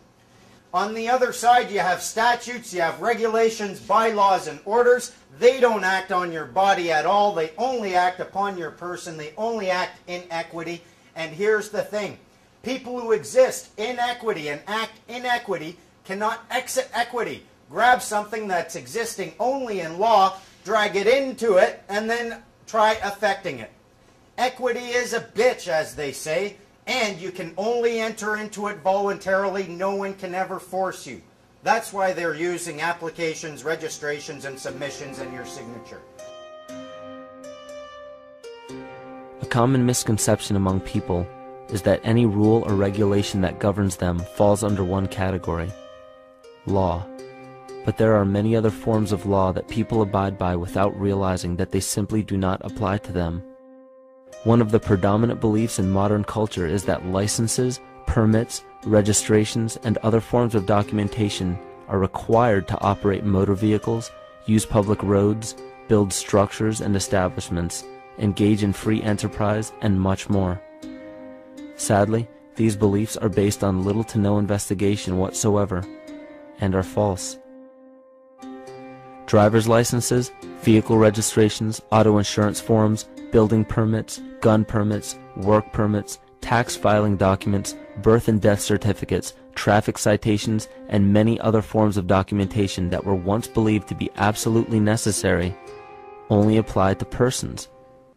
The corporate employees must get a man or a woman to represent the person before a contract can be formed. That's absolutely true. They will ask you your name, they'll ask you your address. When they get your address, they've got joinder. Because there could be 100,000 John Harrises in England. They need that address to get joinder, so they can prove who you are. The second you do that, the human being has said, yes, I'm the person. Contract is an agreement between two or more persons that creates or modifies an existing relationship. Offer, consideration and acceptance must be there or exist for a contract to be made. So when we look at the word statute, I know I like this one, a legislative rule of society given the force of law by the consent of the governed. And I ask you, please, if you could explain to me where in that definition taken from Black's Law Dictionary that says that statute is law. It's given the force of law, which means it will apply to you if you consent. What does the word consent mean? Exactly. So what happens when you don't agree? It isn't law. Can't be given the force of law. You read in the paper a new law has been passed. They get you thinking that these statutes are laws. Statutes are not laws. If you look it up, you'll find that the definition of a statute is a legislated rule of society given the force of law. It's a law, it's a rule that has the force of law within a structured society because somebody gave it that force. Remember, we're all equal here. Who can give those words the force of law? Only you. You have decided to give those statutes the force of law within your societal structure. A society, if you look at the definition of that, it's a number of people joined by mutual consent to deliberate, determine, and act for a common goal. Your consent is required for any statute to have the force of law, and you can spot these. They'll have the word act right in the title. Point out the word act to any government agent asking or claiming authority over you. Say, what exactly does that word right there mean? And you will be 2 steps away from consent. Consent is not assent. You don't have to make a positive affirmation in order for them to achieve consent. Your silence and inaction will raise the appearance of consent. Consent can be achieved when you do nothing. A policeman, a human being, his duty under common law of this land is to serve and protect every individual in this land. You've heard Albert say this today. That is his duty. That is what he does his job for, to serve and protect and never, ever delay right or justice to any individual in this land. That's their job. They must uphold the common law. But they have a fiction attached to them called a police officer. Now, if you look at the word officer, it comes from the corporate world. What's a CEO? Chief Executive Officer. It's all officers. They're unbelievable. This man on my right is who enforces statutes on you. This man protects you. But the trouble is, the boys in blue, who I've got all the admiration in the world for, because I've got a lot of friends in the police force, don't know the difference. They don't know the difference anymore. And some of them didn't know the difference in the first place, because they're being told wrong. They're not being told about this bit, they're only being told about this bit. Some of the things that I do when I'm talking with a cop, first of all, I never give them, if they ask for my name, I say, well, legal or lawful, I want to know. And I don't have a legal one. You ask them, under what authority are you acting? If they try saying, I'm a cop, so what? Under what authority are you acting? If they try saying it's against the law, and I've had them do that before, oh, it's against the law. What law? The Controlled Drugs and Substance Act. That's an act and a statute, not a law. Are you aware gross negligence is equal to fraud? They hate that. These people have a duty to understand and to distinguish between statute and law. They've been dealing with us for so long with people who are essentially ignorant that we don't even distinguish between statute and law, so they assume that you are going to be there. They'll say, oh, you broke the statute, you broke a law, I want to give you a ticket. And then they'll say, I need to see your ID, and if you don't show me ID, I'm going to arrest you for obstruction of justice. I've had cops do this to me, SkyTrain cops. The fact is, though, until they see ID, they have absolutely no evidence of the existence of a person who is liable under the statute. So they're putting the cart before the horse. They're saying, I see a human being. The Act says person must produce a proof of fare. You're a person. I'm giving you a ticket. Now you have to show me your ID so I can give you a ticket, because they've been told if you don't see ID, you can't give a ticket. They know this, but they're putting the cart before the horse. Ask them flat out, is this a transaction of a security interest? If he says, I don't know, then you say, well, clearly it can't be. You cannot engage in a transaction of a security interest in ignorance. So you say, okay, fine, so this isn't a transaction of a security interest. If it is, you need knowledge thereof. Since it's not a transaction of a security interest, you will not be generating any obligation upon me to pay or perform, so why am I talking to you? Have a good day. If they say, yes, it is a transaction of a security interest, you need my consent for that, and I do not consent to your transaction of a security interest. If they try enforcing statutory obligations or restraints upon you, ask them. They'll say, oh, well, let me see your ID. Well, what evidence do you have at this point right now that you are actually dealing with a person who is subject to that act? Until they see the ID, they don't know. And I've heard stories. There was a guy who, he had his card, he got stopped, he had a driver's license. The cops are there and they're asking him, do you have a driver's license? And he's playing with them, and, you know, I'm not producing that. I don't know why you stopped me. Nah, nah, nah. Cops are totally nice to him. He's about to get, he says, you know, I was this far to getting out of there. They were just going to give up, and then finally the cop asked me one last time, you sure you don't want to just show me your ID? I mean, it makes it, okay, fine. The moment they saw it, right out the window. They dragged him right out the window. They put the cuffs on him, took him away. He was this close. But once they saw that there was a person they could act upon, they acted, and they will act very, very quickly, especially if you're being pokey with them. Try not to be too pokey against the guys with guns. That's one of the things that's helped me get this far. I mean, there are some things you can't say to the cops. If they come and they ask you for driver's license, or if they say, do you know why I stopped you? It's usually not a good idea to say something like, because you're a power-hungry, tax-collecting tool of the state bully with a badge and a gun, and by stopping me, you get to exercise your powers, propping up your own frail ego, allowing you to believe for a short period of time you're not half the loser you really are. You don't say stuff like that. It's not going to help you. That's not the truth. These cops, for the most part, these are decent human beings who are trying and who would come and risk their life for you. They could give you a ticket and argue with you about the law 1 minute. 5 minutes later, they could be pulling you out of a burning wreck, and they would put their life on the line. And when you bring them this energy, instead of saying, oh, fucking copper, if you treat them, hello, peace officer, I love you. What can they do? You know, and if you can learn to distinguish between a law enforcement officer and a peace officer, hold them to their peace officer status and refuse to allow them to act as a law enforcement officer against you because they have nothing to enforce, they love it. Oh man, good for you. I don't have to be I'm not your nanny, you're good? Okay, fine, I get to go find some real criminals. If somebody gets in your face and calls you a cocksucker, I want you to be nice. Okay. Ask him to walk, but be nice. If he won't walk, walk him, but be nice. If you can't walk him, one of the others will help you, and you'll both be nice. I want you to remember, it's nothing personal. Uh-huh. Being called a cocksucker isn't personal? No. It's two nouns combined to elicit a prescribed response. You are dealing with a human being. They are just human beings. They'll tell you I'm an agent for the government, I'm a peace officer, I'm this, I'm that. No. You are a human being in a common law jurisdiction, and that's all there is to it. That's first and foremost, and I'm not forgetting that. If you remember that, they have to remember that. The key thing about remembering this is you can remember a couple of things. Yes, you can affect them. You can they will respond to emotion. They will respond to threats. They'll respond to a baseball bat in the bottom of their knee. They will respond. They will also respond to love, compassion, and truth.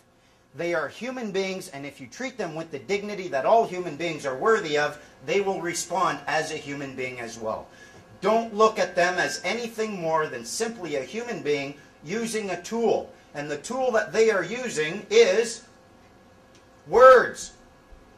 The good thing about these words is that if they start losing some of them, they lose all their authority. If someone comes up to you and points to a body of words and says, this body of words gives me authority over you, and you say, really? What does that word right there mean? And they say, I don't know.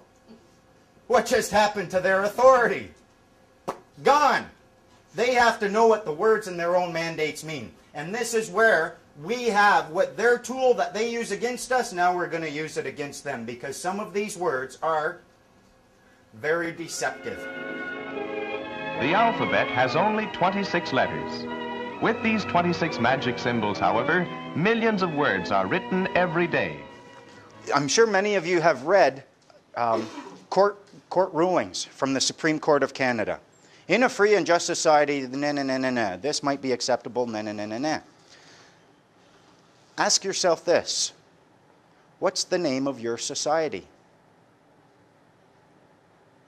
Do you have one? Now, if you can't even tell me the name of your society, and you know a statute is a legislated rule of a society which has been given the force of law, and you don't have a society, why do these acts have any force of law over you? Believe it or not, all of these statutes, they are a legislated rule of a particular society which have been given the force of law, but that's the law society.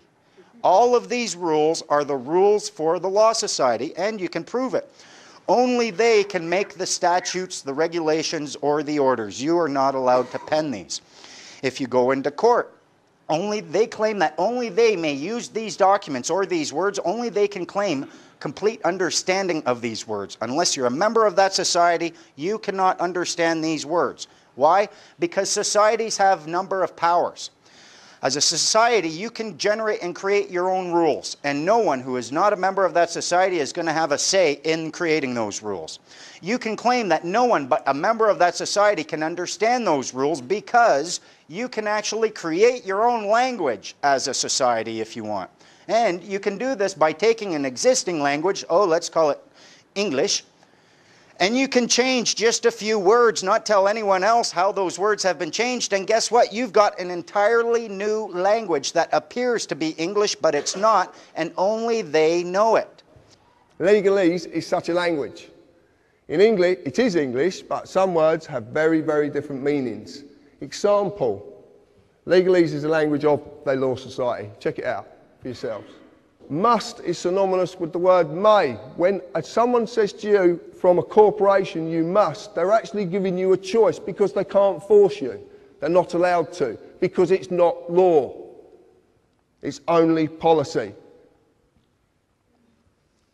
Summons is synonymous with invitation. When you get a summons from a court of supposedly law, you actually are being invited to a corporate place of business to discuss how much money you're going to give that corporate place of business. And you won't get an 8 for it either. Understand is synonymous with stand under. If I say to you, do you understand? And you say yes, that means you stand under me, which means you've given me authority over you. It's as simple as that. It's so simple. But this is a language you don't know. You don't know you've been spoken to by this language. Know who you are. If you go to court, which I've had a few accountants with, to say the least, it's a corporate place of business. And they will immediately ask you for your name. Okay? Your name. They will even presume to know who you are. and they will ask you as such. They would say to me, Mr. Harris. Mr. is the title of something with legal personality status. I was named by my parents, but I wasn't called Mr. John Harris. Well, I don't think so. If I reply yes, guess what I've agreed to represent? A man cannot be acted upon by statutes, nor can a woman, a human being, a living soul. These only apply to the fictional entity which is the legal personality, i.e. Mr. John Harris in full caps or Mr. J. Harris. Every title in this land is a fiction. Common law v. statute, rules and policy. I like this. The only basic principles that any people of any nation need to adhere to are those of natural law, which are mirrored in common law. Never harm or cause loss. It covers every eventuality. There is nothing it doesn't cover. Nothing. Common law applies to a man or a woman, a living soul. Statute rules apply to the person only when the man or woman consents to represent the person. Consent can be given in inaction or action. Within statute rules, you will just receive a summary judgment. That's what you get in the courts of law, or supposedly. But it's called summary judgment. And what summary judgment is, it doesn't matter if whatever court you go into, as long as that court's going to make money from someone, because that's all it's about. And there's a reason they want to extract that revenue from you. There is such a reason. We have started to realise that we are slaves in this system. The system is there to milk us like cows. Money is a tool that we must believe in to serve them. Karl Marx was quite right. He was one of their boys who was set up to set up the dialectic. And he was quite right when he said that money is a tool of the elites. It's essential that the people who stop bartering or working for themselves and start using money as a means of exchange, which then can be taxed back from them, are becoming slaves. Because under law and legality, for 1,000 years, no one could take anything from you. Money represents your food, your home, everything. When it's taxed back from you, they're creating a form of slavery. Therefore, it's essential that the workers believe in money. It's simply to maintain the illusion that they have control over your life, your fortune, and your freedom. Because your fear and their ability to take from you something you deem to be valuable. And that is money. Yeah? Do we all believe money is valuable? We all use it every day, don't we? Yeah? And we all believe it's got some worth. These pieces of papers and coin has some worth. Frank Hamilton is depositing some money, and also a check, his paycheck. On the deposit slip, the amount of the money and the check are added together, just as though it were all money. And yet, a check is not money. It is an instrument for the transfer of credit, which is a substitute for money. On his job, Mr. Hamilton himself is paid not in money, but by check. He deposits his paychecks in the bank. He receives no money for his work. But in the bookkeeping department of the bank, the amount of the deposit is credited to Mr. Hamilton's account. In other words, it is added to the amount of his credit in the bank. Meanwhile, the amount of the check is deducted from the amount of credit available to Mr. Hamilton's employer. Thus, the check has served as an instrument for the transfer of credit from the Central Manufacturing Company to Mr. Hamilton. By means of these various credit instruments, a bank deals much more in credit than it does in money. Private banks are creating what we call money out of fresh, bloody air and then charging us interest on it. And it works like this. If you go into a bank and you borrow $50,000, what does the bank do? Does it move precious metal anywhere? I mean, what does it do? What it does is it types into your account $50,000. And from that moment, you start paying interest on $50,000 that has never, does not, and will never exist. Fresh air, theoretical money called credit. A bank not only assists in the transfer of credit, but it also creates credit. To see how this is done, we'll follow Richard Morton into the loan department of the bank. Since Mr. Morton is known to the bank as a reliable man, the banker can feel reasonably certain that Mr. Morton will be able to repay the loan when it comes due. So the banker is glad to make the loan. Mr. Morton writes out a promissory note. This is a promise to pay the money back to the bank at a certain time, in this case, in 30 days.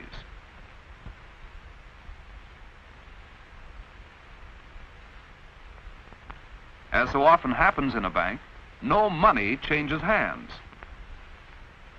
The amount Mr. Morton has borrowed is simply credited to his account, minus the interest which the bank charges for this service. Now Mr. Morton has obtained his loan. He has increased his bank credit by nearly $2,000. But this credit was not transferred to him from some other account, so where did it come from? Laws have been passed called fractional reserve lending that allow banks to lend at least, and my goodness, it's at least 10 times what they have on deposit. So when you put $1 in a bank, that bank can now lend 9/10 that it does not have. Fresh air, figures on a screen. Not only that, you borrow $50,000 from a bank. What does it do? It types into your account $50,000. Okay, now you're paying interest on it. But you take $10,000 and you say, I'm going to buy that car, and you give $10,000 to the guy who owns the car to buy the car off him. Now the guy who's received your $10,000 that was created out of nothing in the original $50,000 now goes and deposits the 10 grand in his own bank. Now that bank can lend 10 times the 10 grand that was created out of nothing in the first place. This is what's going on.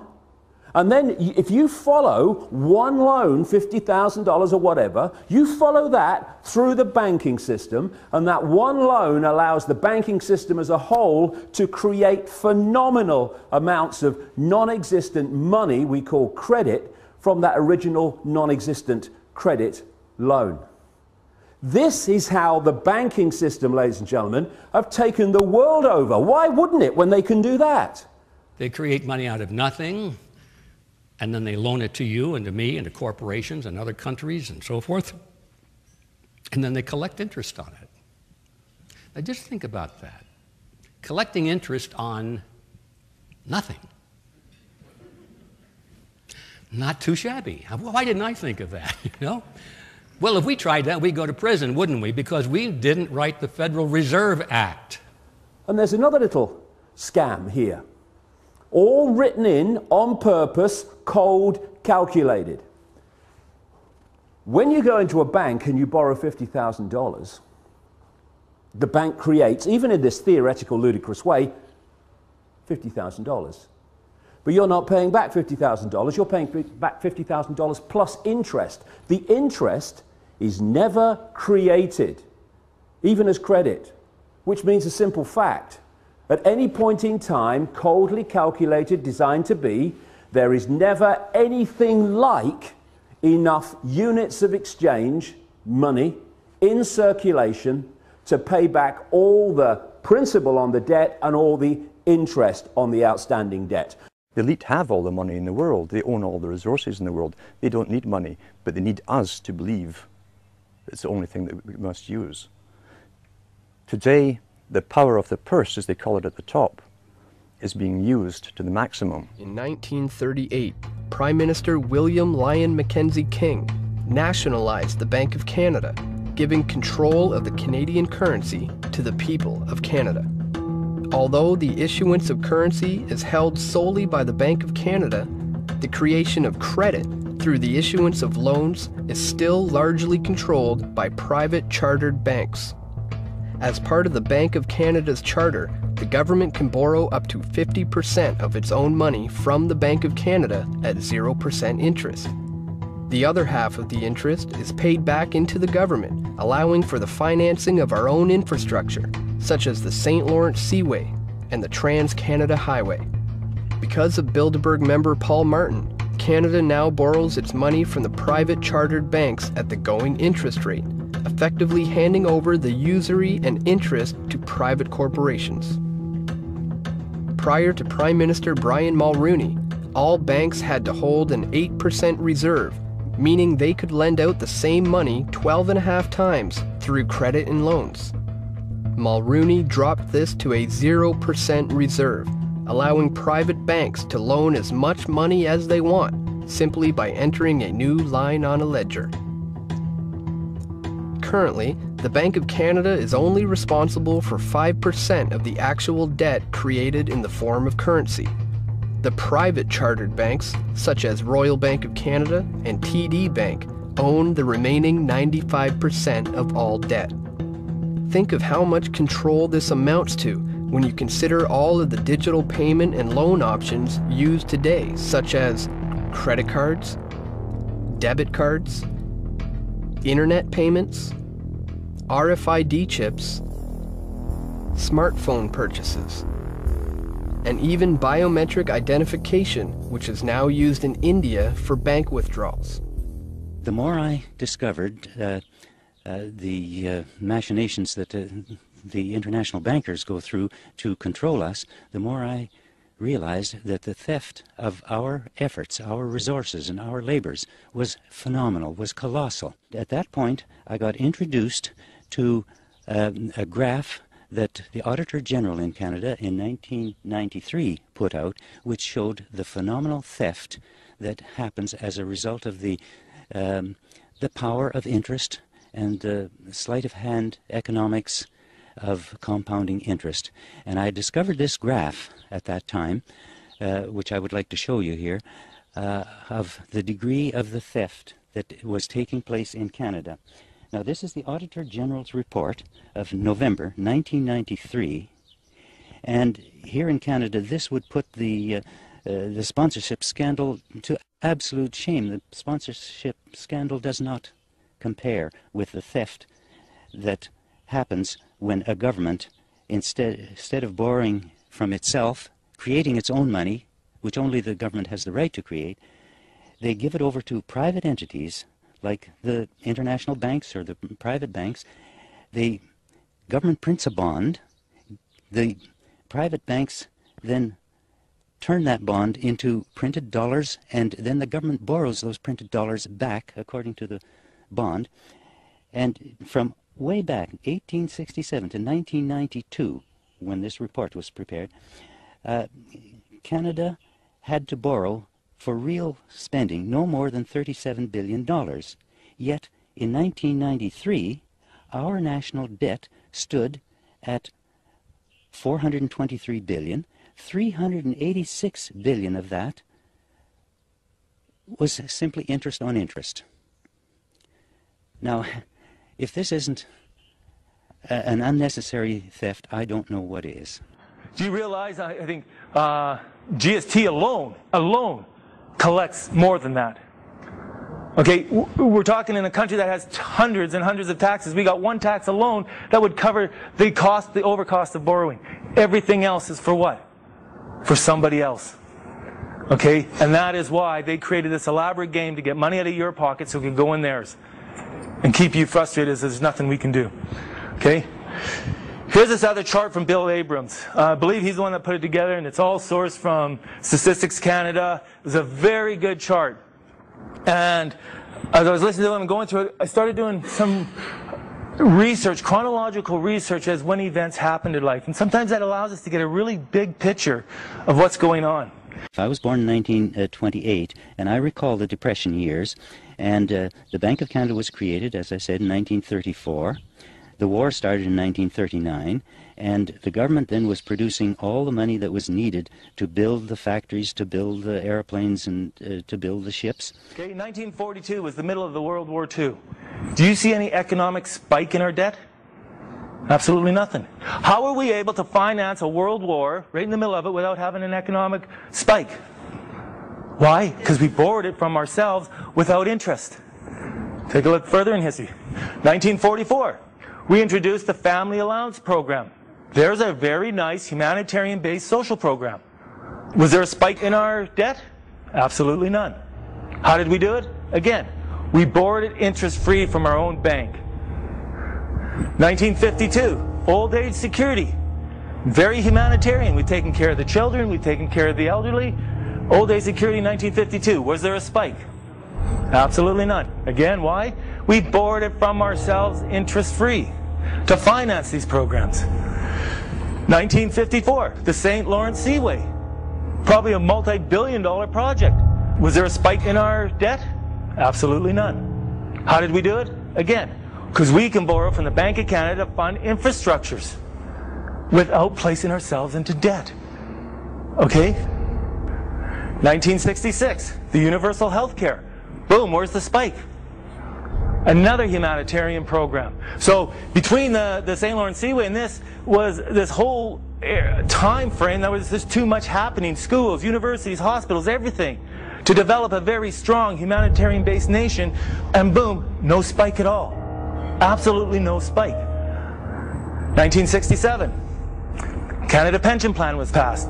In 1974, we have this increased pressure from the private bankers. They wanted control.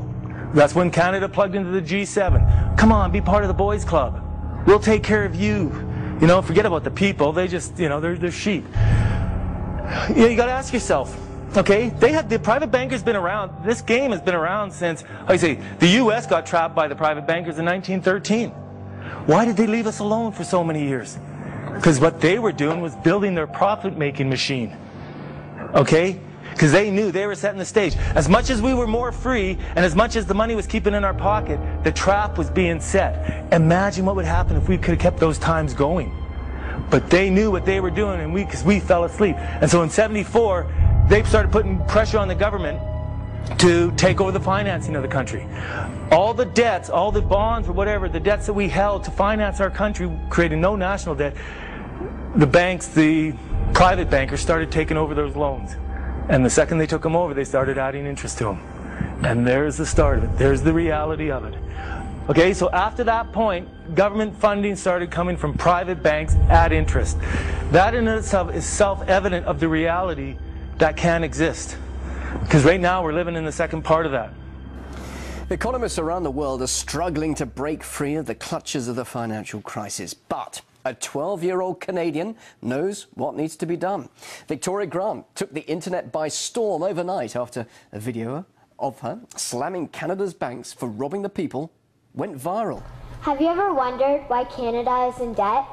Have you ever wondered why the government forces Canadians to pay so many taxes? Have you ever wondered why the bankers from the largest private banks are becoming wealthier and the rest of us are not? Allow me to explain how our private banks and government work today. First, the Canadian government borrows money from the private banks. They then lend the debt-based money to Canada with compounded interest. The government then continues to increase taxation of Canadians year after year in order to pay back the interest on the exponentially growing national debt. What results is inflation, less real money for Canadians to spend into our economy, and the real money being used to pad the pockets of the banks. Also, the government gave the banks the ability to loan out money that doesn't exist in the form of loans. When a bank gives you a mortgage, which literally means a death pledge, or a loan, they don't actually give you money. They click a key on a computer and generate the fake money out of thin air. They don't actually have it in their bank vaults. Presently, the banks only have $4 billion on reserve, but they have loaned out over $1.5 trillion. To quote Graham Towers, each and every time a bank makes a loan, a new bank credit is created. New deposits, brand new money. Broadly speaking, all new money comes out of a bank in the form of loans. As loans are debt, then under the present system, all money is debt. In conclusion, it has become painfully obvious, even for me, a 12-year-old Canadian, that we are being defrauded and robbed by the banking system and a complicit government. What will we do to stop this crime? What will we do to ensure that the next generation will live free and clear of the debt-based economy that enslaves them to the banks? Margaret Mead said the following, and I hope that all of you remember this. Never doubt that a small group of people can change the world. Indeed, it is the only thing that ever has. Thank you.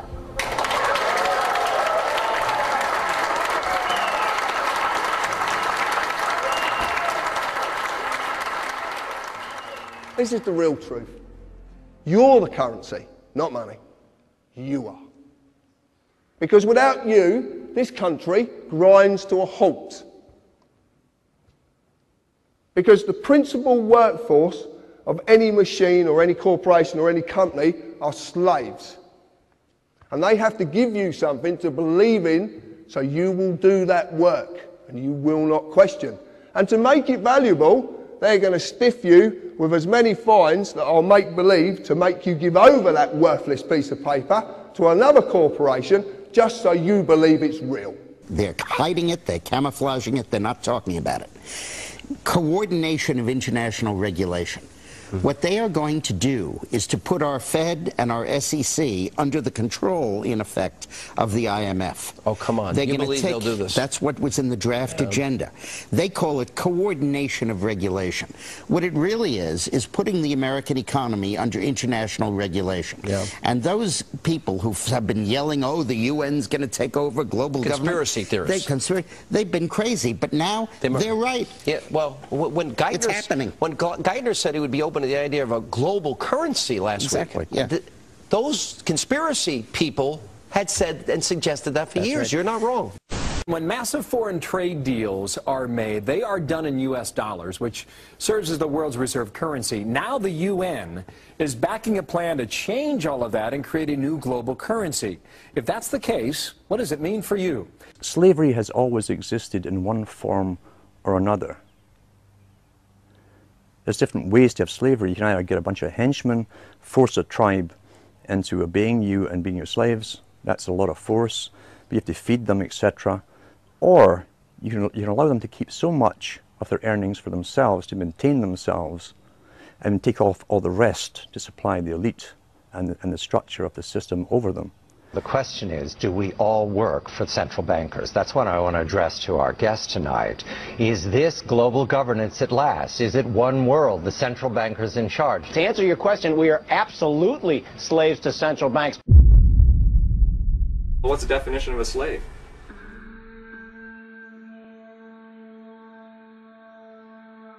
A person who is a legal property of another and is forced to obey them. Or a person who is excessively dependent upon or controlled by something. Okay? So if you're dependent on something, are you free? No. No. If you're controlled by something, are you free? No. No. So if we want to be free, then maybe we need to get rid of our dependencies and the controls in our life. Have you ever played Snakes and Ladders? Imagine Snakes and Ladders where the only way to win this game is to never even pick up the dice. Right at the start, there's one ladder leading right to the win, and that's the only way to get there. Who here has ever read their Bill of Rights? Who here remembers the very first sentence? It says, and you'll find it expressed in the Constitution as well, they say that Canada is a nation founded upon the principles and the belief in the principles of the supremacy of God and the rule of law. The supremacy of God and the rule of law. I went to my MP's office and I asked him, I said, yeah, I'd like the Bill of Rights. I grabbed this, they'll give you one. It's really nice, you can frame it, eh? I said, wow, it says here Canada is a nation founded upon the principles or the belief in the principles of the supremacy of God. Is that true? She said, sure is. I said, that's cool. I said, this tells me there's a hierarchy and God's right up at the very top. Is that true too? She said, I sure hope so. I said, me too. Who's number two? She's like, I don't know. Maybe you should see a lawyer. I was like, why should I see a lawyer when you're the one saying, I don't know? I'm pretty sure this is an offer. Where do I accept it? Your Bill of Rights, the very first section, if you look at that as an offer and you accept it, you put yourself legally in a position where in this hierarchy they have designed you are number 2 to God. If they want any power over you, they've got to do one of 4 things. They've got to claim and then prove that they exist above God.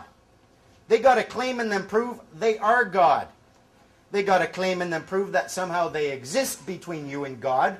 Or they can produce a document upon the face of which can be found the verifiable signature of one deity commonly known as God. And if they can't do that, they have no claim to power. They have nothing. You have every right in the world to stand right up and claim the status of a child of God. But the moment you do that, you do accept a lot of responsibility, because then you have to look at everyone else with the same eyes. Now, as soon as you get away from all the people and you remove yourself or segregate yourself through a private agreement or what have you, that becomes private.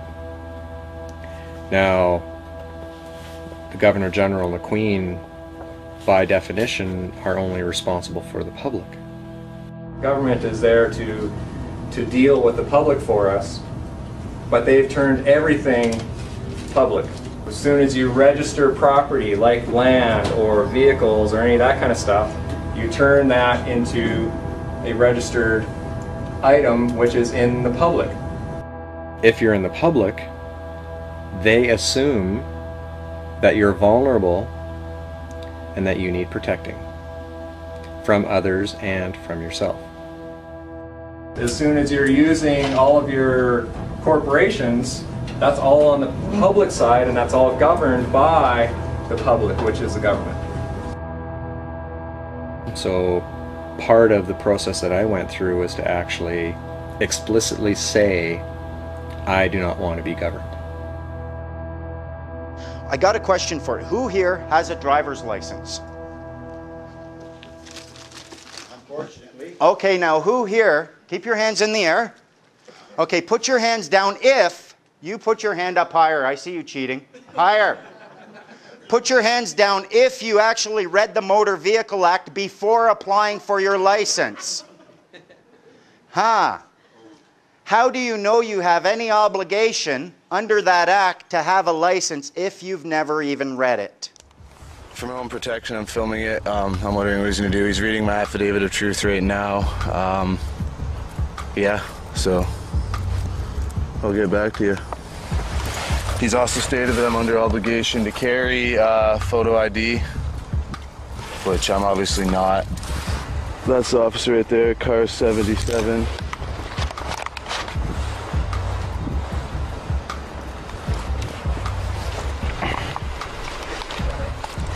So hopefully, yeah.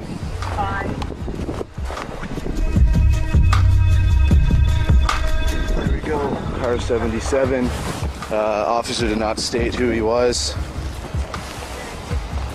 There's my dad.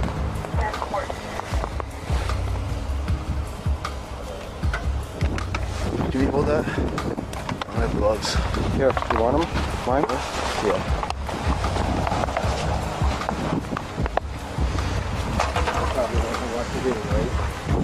There's another police officer showing up.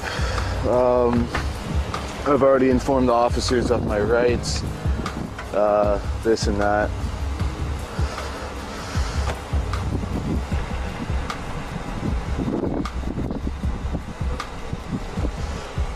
Cold. Officer, I just want to let you know I'm activating my fee schedule. It's the middle of winter. I am cold right now, and you're harassing me right now. So my fee schedule will be activated in 3 minutes. I suggest you contact a superior officer. Read that affidavit of truth. We're reading that right now, sir. We're trying to get... I know, I'm just freezing cold. Okay. I'm freezing cold, so... Okay.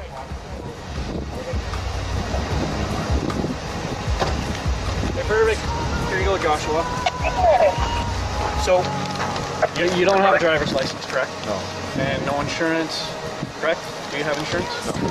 I'm working on that right now, doing it through, it's not a registered motor vehicle, right? So it's not under you guys' jurisdiction. I'm not trying to cause trouble or nothing, but I am getting insurance on it. But it's through my society that I'm part of.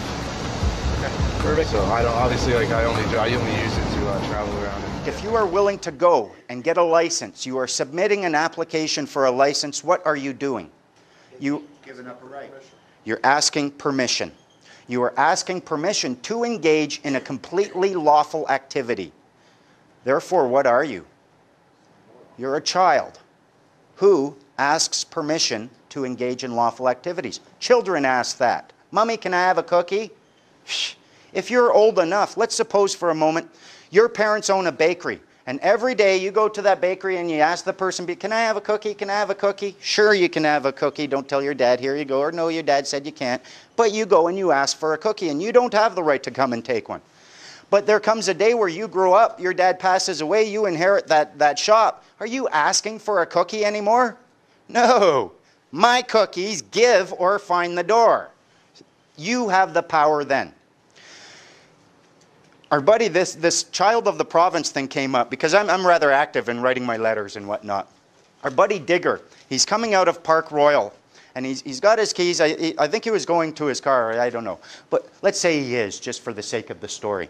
He's going to a car. The cops stop, and they pull up, and they say, well, who are you? Do you have your driver's license? We want to see your ID. And Digger knows his rights, eh? He's like, why are you asking me for ID when I don't have an obligation to have such a thing, but you do? I want to see your ID, I want to see your business card, I want to see your badge. And they start, well, do you have a driver's license? Are you claiming I need such a thing? And they asked him something very telling. So you're not a child of the province then? No. Thank you, sir. Have a good day. Drove right off. There is the legal status of being a child of your province. Because you haven't grown up enough, you go and you ask permission to engage in these lawful activities when you have remedy in the form of a claim of right that you can make. Anything you can do under license within the legislative framework, you must be able to do without license outside of that framework, or else the licensing authority is licensing unlawful activities. This is what you give to a cop when he asks you for, like what happened to me 2 weeks ago when I got pulled over and I was asked for my driver's license. I hand him my statement of birth, and he said, well, I need license, registration, and insurance. What they like to do, they use presumption and assumption so often, they won't even ask you a question. They come to the window, driver's license, registration, insurance. Look at them and say, apples, bananas, and pears? You're not making any sense. Like, you used a complete sentence? What is it you want? Do you have a driver's license, registration, and insurance? Or may I see it, is usually what they would ask, because they're operating upon a presumption too. You ask them, are you willing to claim under full commercial liability that I have an obligation to have such a thing in order to exercise my common law rights? Blah, blah, blah. And of course you don't. So what you can do is simply hand them this. And it's a good faith notice which says, with all due respect, officer, I do not maintain the name of any person in your jurisdiction and am not entitled to any rights to any documents. I'm ineligible for those benefits. That's what this means. I have no rights to any documents of identification you may seek. I'm ineligible for those benefits. I provide you in good faith who maintains the birth name. The Registrar General maintains the birth name. I am a recipient and beneficiary protected by your higher powers. And what that means is talk to your bosses. I'll wait here. Just take this good faith notice, get on the radio and talk to your bosses, and you may find out that something else is going on here. Below, I humbly and peacefully provide you proof so certified who has signing authority for the birth name, which protects me as a witness. And there's the Deputy Registrar General's signature is here. There's their seal. And this is stamped. This is notarized. This is an authentic document. When you bring this attitude, you start having more power over them because they expect you to, oh yeah. If you're not doing that, they're like, what's up with him? You're supposed to be scared and intimidated of me. Look, don't you see the gun? And you say, yeah, I see the gun. Guess what? See the smile? We have more power over them. All of their power that they have over you is a result of two things: their deception, your ignorance. Sorry to be rude, but their deception doesn't work without your ignorance. And the way to deal with it is to deal with your ignorance. Then when their deception comes, you can look at them and smile. And you can tell them, you know, I'm not a child of the province. I don't know why you're trying to apply that to me. Look, check it. Where was I? I lost my words anyway. Now this one for all the police officers. Every police officer listening. Oh yeah? I know you can hear me. Alright then. Look. Come. Yo. Look. I'm not getting fooled by your legalese talk. Mr. Policeman, I do know the law. You're under an oath to the Queen you swore. I'm not a criminal unless I'm breaking common law. I use my common sense, I don't consent to be governed. Do you think that I'm dense? A person's called for fiction, it's a Black's Law I read. Go see Simon Goldberg, he will help you with the rest. YouTube John Harris, the illusion on the net. If you ain't broke common law, you shouldn't be in pen. Legalese is language for corporate employees, so be careful when you say that you understand police. Cause legally that means that you just stand under their authority. Enlighten yourself, take pride in yourself. Knowledge is power, spread guidance and wealth. There's no need for violence cause them sirens lead to jail. Life is what you make it, so don't choose to make it hell. Don't just be a sheep and follow everybody else. Stand out from the crowd even if it's by yourself. Say it, stand out from the crowd even if it's by yourself. Stand out from the crowd. If we all just put our personal stuff aside, just temporarily, to work on the common thing. So for example, does anybody feel like it represents their position that it was a good idea to, for your family and your children to take on the liability of private bankers' playboy mistakes? So it's like, does anybody feel like that represented their position? Step forward. I've not met anybody who feels like the bank bailout actually represents their position. So when you're looking at possibly 3/4 of the nation, 75% of Britons feeling that way, then that's not a decision of the wings. You know, that's not even a decision of the mainstream. That's a decision of the majority. What we then have is a misrepresentation case. And we can immediately, as a nation, do what the Icelandics did, basically, and turn around and say, do you know what? The British people and our children do not want to accept liability for your private bankers' mistakes. Get off our island. When the recession hit in Iceland, they were sitting in a much worse situation than we are now. But they handled it a little differently. In fact, they completely revolted. They rebelled, they went nuts. They went down to the parliament and they started throwing rocks. In fact, what happened next, according to a Ron Paul article, was extraordinary. The belief that citizens had to pay for the mistakes of a financial monopoly, that an entire nation must be taxed to pay off private debts, was shattered, transforming the relationship between citizens and their political institutions and eventually driving Iceland's leaders to the side of their constituents. The head of state, Ólafur Ragnar Grímsson, refused to ratify the law that would have made Iceland citizens responsible for its bankers' debt and accepted calls for a referendum. Obviously, they're not drinking the fluoride over in Iceland, because then in March 2010, they passed a referendum with a 93% vote against repayment of the debt. The people just said no. Iceland chose the route of protecting its populace, the taxpayer, from absorbing more debt so that the global banking oligarchy could be made whole. With the support of a furious citizenry, the government launched civil and penal investigations into those responsible for the financial crisis. They went out with arrest warrants for the ex-president. They actually went and indicted the prime minister and arrested the top 3 CEOs of the top banks. That's how Iceland handled it. So, this is what else they did. They forgave the debt of 1/4 of their citizens. 25% of their citizens, they just said, no, you don't have to pay it back. And for those people that were underwater in their mortgages, over 110%, they forgave those too. Now, they didn't take that very well, the bankers that control everything. They threatened them, they intimidated them, they said when you go down, we're not going to give you any loans. But guess what? They didn't go down. In fact, they flourish. On top of it, they wrote a new constitution.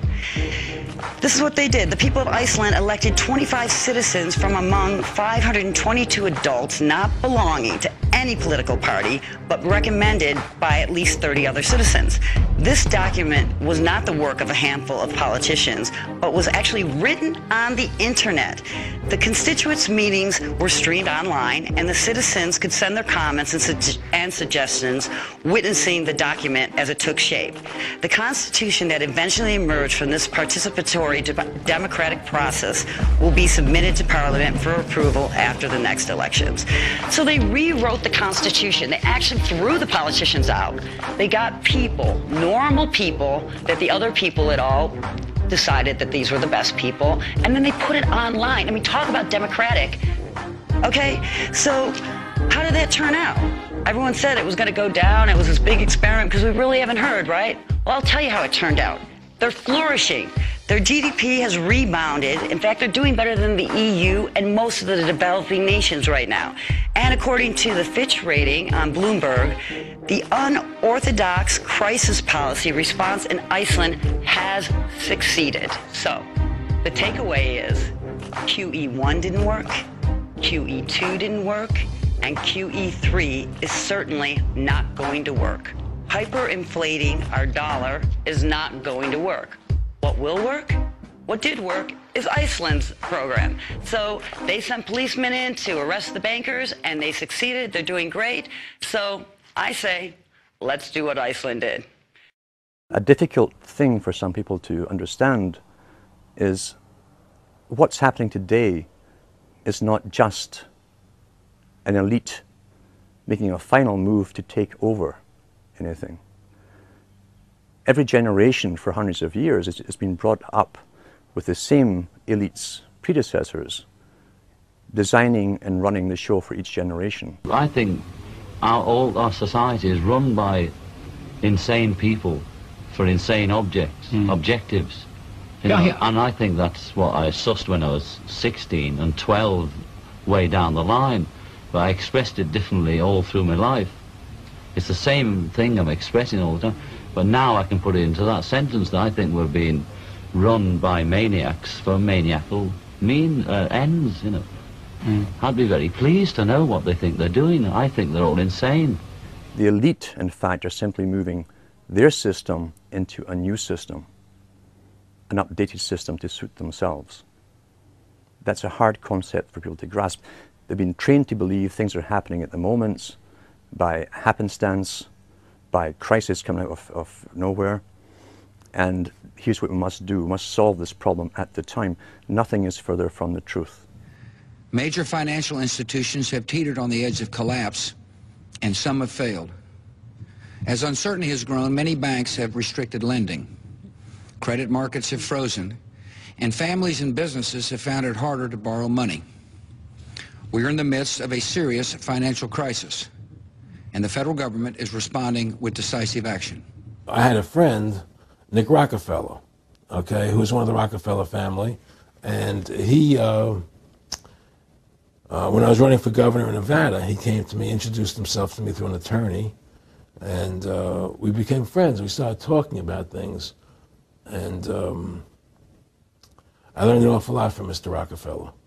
And one of the things that we used to talk about was the ultimate plan of the banking industry, what they wanted to accomplish.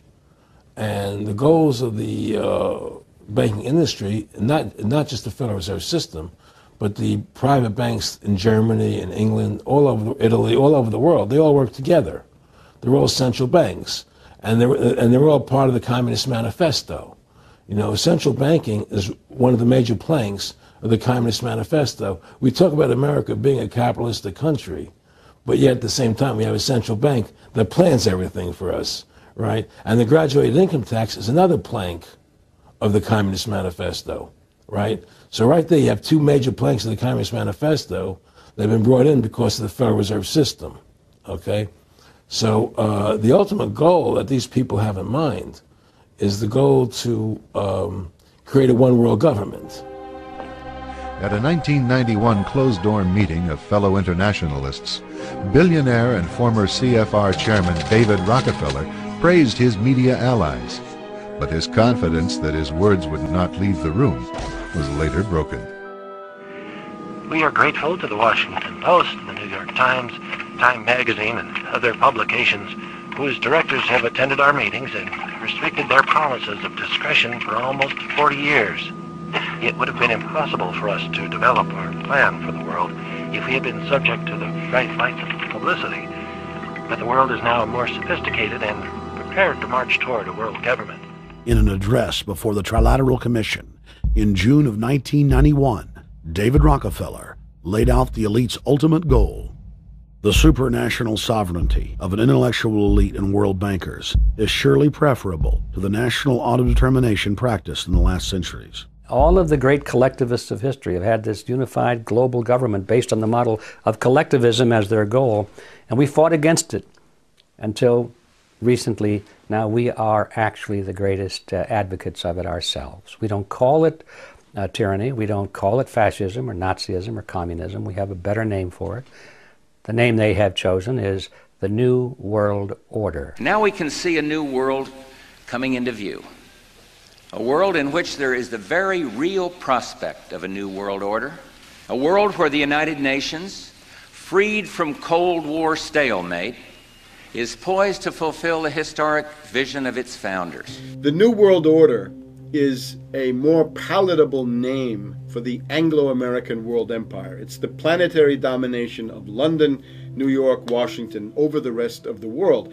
It's hard to get people to join that or think they have a part in it if you call it the Anglo-American world empire. If you call it the New World Order, then people in India or someplace like that or the European Union might think, well, there's something in that for us too. But that's not what it is. It's the Anglo-American New World Order. It's really the old world order. It's the British Empire morphing into the American Empire. The U.S.-British world empire is what you're going to get. We're gonna spread happiness. We're gonna spread freedom. Obama's gonna change it. Obama's gonna lead 'em. We've got to give them a stake in creating the kind of world order that I think all of us would like to see. I think its task will be to develop an overall strategy for America in this period when really a new world order can be created. It's a great opportunity. Do you have any regret or remorse for the human suffering, Mr. Kissinger, that you caused millions of people in Chile and Argentina and East Timor? Mr. Kissinger, I know you're not going to respond, but I don't want your New World Order, and you won't have one, Mr. Kissinger. National sovereignty will prevail, freedom will reign, nation states will survive, sir, and you will not have your New World Order, your eugenics, because we are changed and we are taking this generation back, sir. We just want to let you know the New World Order has no legitimacy, and that we as a people are not afraid, and we are waking up to the robber barons and the big banksters who are looting this economy with the Federal Reserve. Well, Rockefeller, come back. We don't want your New World Order, you know? Leave Chile right now. Leave Chile. You are not. You're killing a lot of people. You're killing a lot of people. Leave here. Leave Chile right now. Leave Chile. Leave Chile. We don't want your world government. Leave Chile right now. Leave Chile, okay? In recent decades, worldwide social change has experienced unprecedented historical acceleration, particularly because instant mass communications, such as radio, television, and the internet, cumulatively have been stimulating a universal awakening of mass political consciousness. Brzezinski, you will never get a New World Order. Never. National sovereignty will prevail. The New World Order is going down, sir. You can laugh. Wake up, people. Wake up. Research the New World Order. This is important. Look it up. Investigate it. The resulting widespread rise in worldwide populist activism is proving inimical to external domination of the kind that prevailed in the age of colonialism and imperialism. Persistent and highly motivated populist resistance of politically awakened and historically resentful peoples to external control has proven to be increasingly difficult to suppress. The truth of your world government has now been exposed. We know you are ruthless. We know you are evil. To David Rockefeller, to the Rothschild representatives here, to the Queen of the Netherlands, to all of you, we tell you, you are not our queens. You are not our kings. You are not our gods. We do not belong to you. We are not your slaves. We stand as free humans, have stood since the beginning of time against the strong men, against the thugs, against the bullies. We will defeat your world government. We will defeat world taxation. We will defeat your control grid. God is on our side. You will and you are failing now. Your new world order will fall. Humanity will defeat you. The answer to 1984 is 1776. What is the consent of the governed? Natural rights are inherent to your humanity and the source of your sovereignty as a free individual.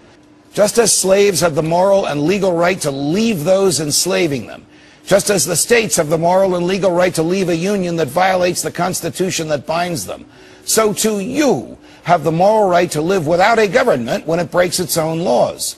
The federal government claims your consent through the Constitution. The Constitution is a social contract that binds the American people to their government. Did you freely consent to this? I don't know anybody who did.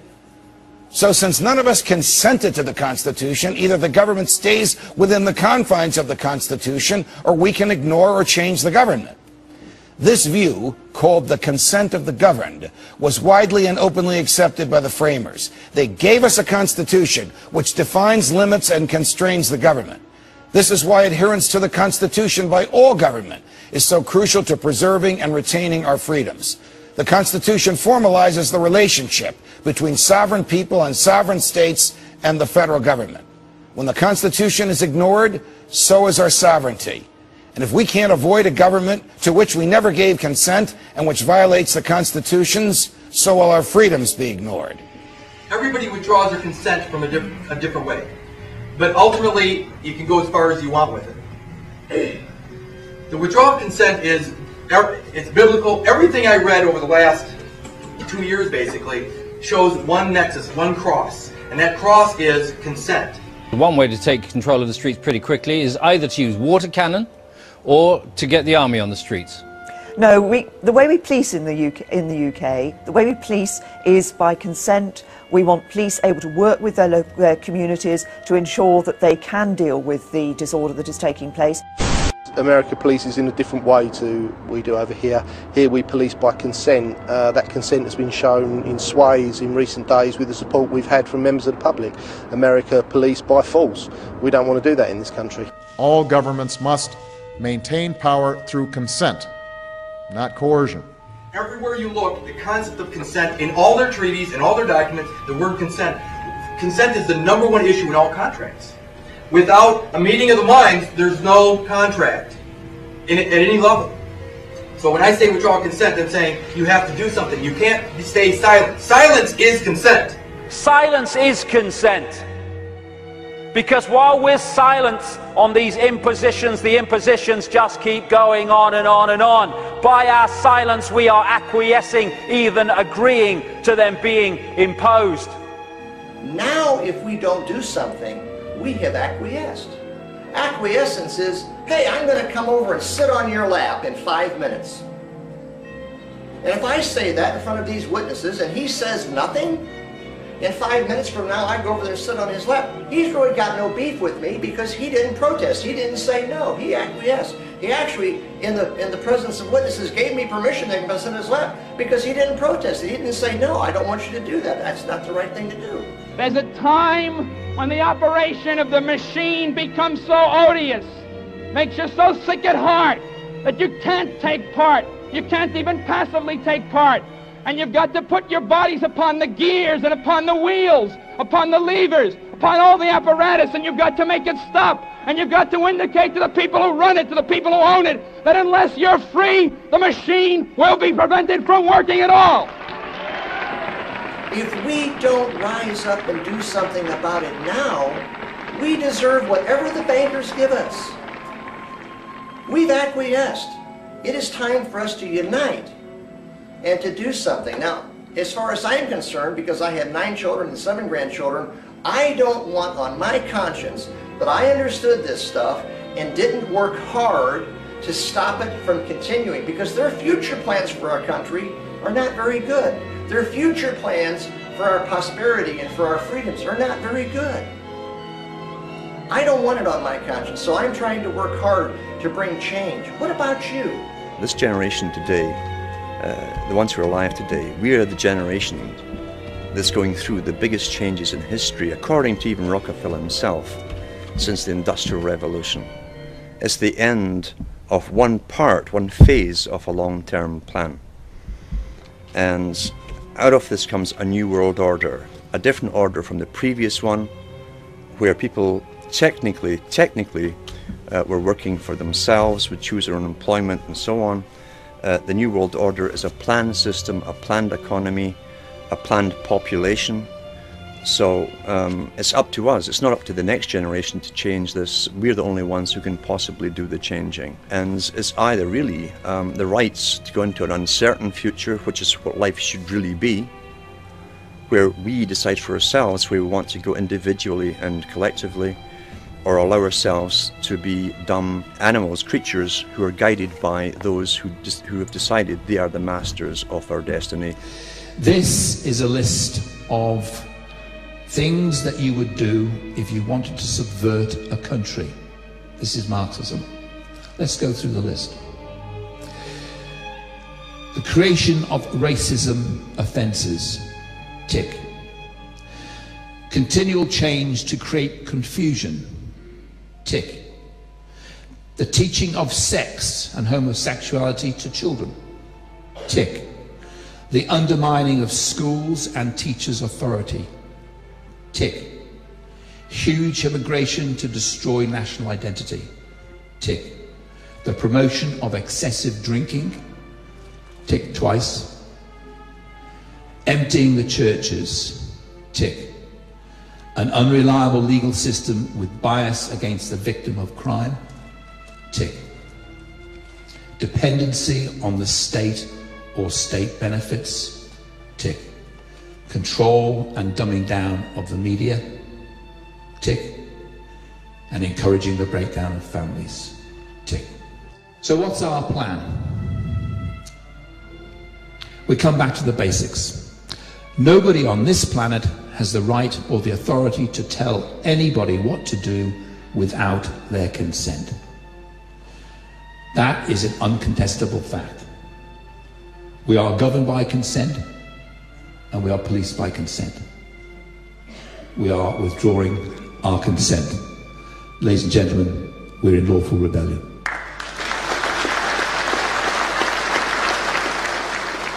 We can't sort this out with violence. Because if we sort this out with violence, violence will always ensue.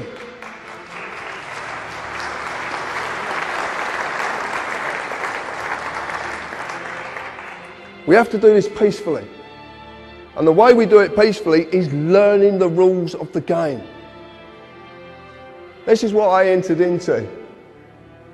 The only way to get rid of this once and for all is to sacrifice the person.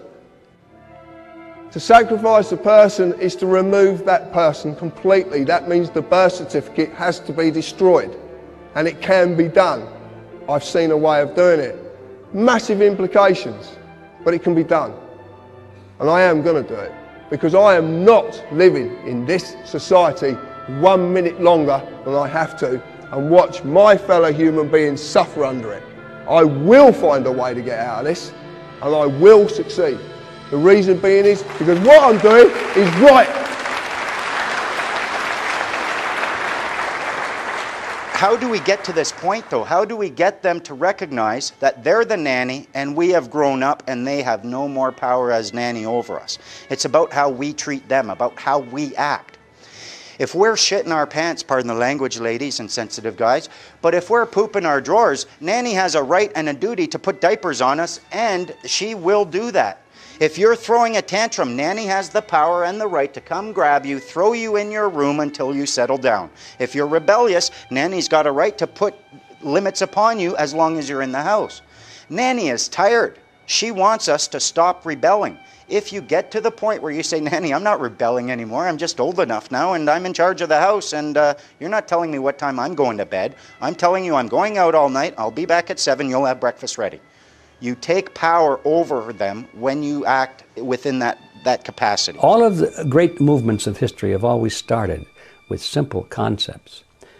The freedom movement in America and in the world right now is in very serious need of some simple concepts, some simple principles.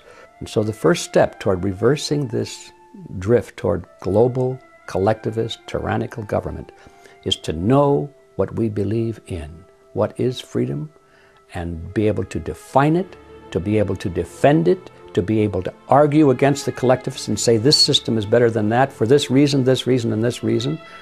And then finally, the ultimate question is, well, who's going to do this? It's easy to become despondent, discouraged, and say, well, nobody cares. My neighbor is out cutting his grass. He's a good guy. We talk about baseball. We talk about the weather. We can talk about the latest movies. But he doesn't want to talk about politics. He doesn't care about the economy. He just doesn't want to become informed, and he certainly doesn't want to take any personal responsibility for monitoring and changing the system. So how are you going to fight this great drift toward global government with all of these powerful people at the top and nobody on the street cares? The answer is that all movements of history have always been determined by less than 3% of the population. You don't need everybody out there. In fact, it'll never happen. It'll never happen. Never happened before in history, and it won't happen now, and certainly won't happen in the future. 3% or less of the population are always the movers and the shakers. If you can reach 3% of the people who really care and who really have the mindset and who are willing to make the sacrifices and the dedication to this task, it can be done. And the guy next door will continue to push his lawnmower and he'll go whichever way the system goes. It's always been that way. So we don't need to be discouraged by the fact that not everybody is taking an interest. A lot of the people in the freedom movement, they're very rebellious towards everything that they're doing. We want to get away from that. We don't want to be in permanent conflict with these people. They want us in conflict. That generates the revenue. We want to find the place of peace and the place of abundance. Those that are in banking have said to me, well, hey, are you really going to be able to change things? Perhaps not change the current state of play, but in terms of change the way that I and others exist, yeah, of course. It's not a case of can we do it, it's a case of we're doing it. It's being done. Right here, right now, in this moment, it's being done. So it's really a question of one's will. And if your will and your intent and purpose is there, you make it happen. You don't ask for anyone else to do it. You don't go pleading and begging for this to happen and abdicate that responsibility to someone else. You take responsibility yourself, you step up to plate, and you make it happen. Do you want to make the world a better place for your children? If the answer is yes, then you have to do something about it. No one else is going to come along and do it for you. You've got to do it yourself. And it starts with letting go of the fear. We want remedy. We want our power back. We want our remedy, and we want to hold these people to the... We don't want to beat them up. We want abundance. We want peace. We don't want a life of conflict with these people, and we shouldn't have to dig through the shit they manufacture in order to find the diamonds of our freedom.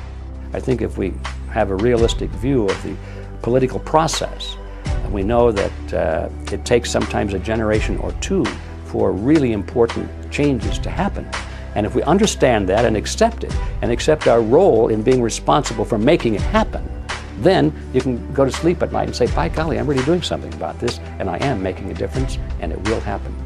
Is it really the best you can do to become a debt slave like your parents? And then slip into retirement and learning that you've got no pension, that all those years paying into it was a waste of time because they were just going to rip you off in the end anyway and wheel you into a hospital ward and try and kill you with pharmaceuticals as quickly as possible. Is that really the best it gets?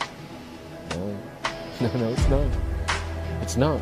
The best it gets is freedom, peace and abundance for every man, woman and child, living in harmony with nature, in mutual cooperation with each other everywhere on the planet. That's the best it can get. The martyrs of history were not fools, and our honored dead who gave their lives to stop the advance of the Nazis didn't die in vain. Where then is the road to peace? Well, it's a simple answer after all. You and I have the courage to say to our enemies, there is a price we will not pay, there is a point beyond which they must not advance.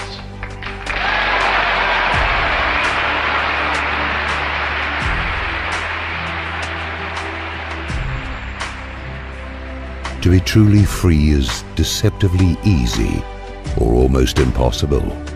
We recoil at the horror of acknowledging our enslavement. But the walls, the bars, the guns and the guards can never encircle or hold down the liberty of the people. And we can only be truly caged behind prison bars that we refuse to see. Wake up!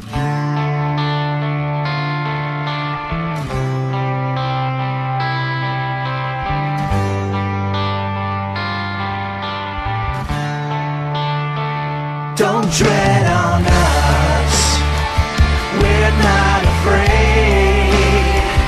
You work for us, we're not your slaves. Don't tread on us, you crossed the line, so you will pay for all your crimes. After a long train of abusive and dissipation, now we've lost our patience. Yeah, you're trying to kill our Constitution, to kill our pride. Now the wood is dry.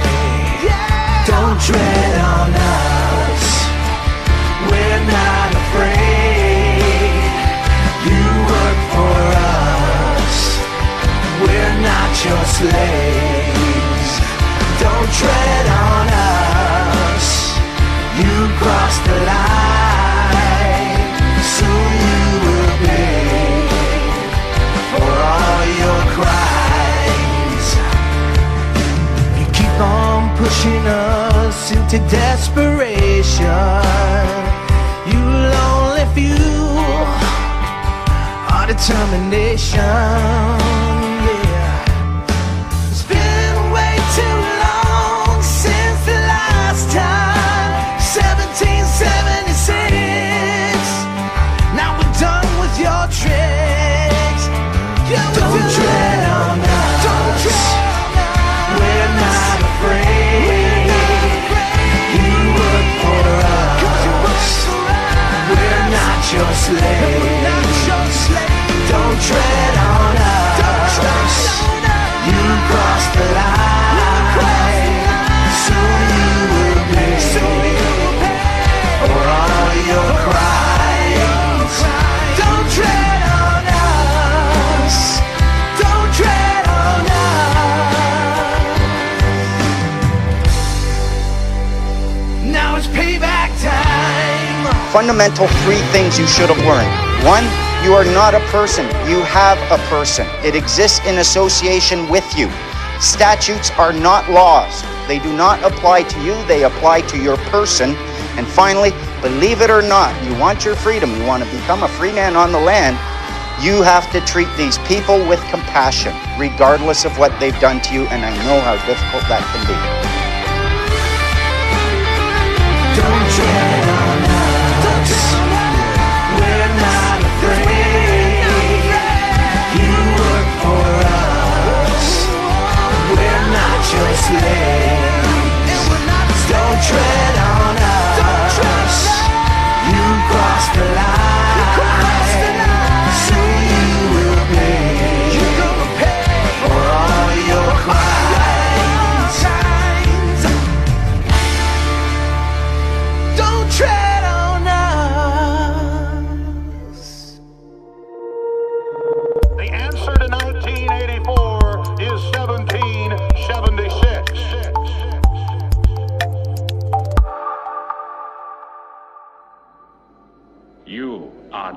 6. I am not a number. I am a free man.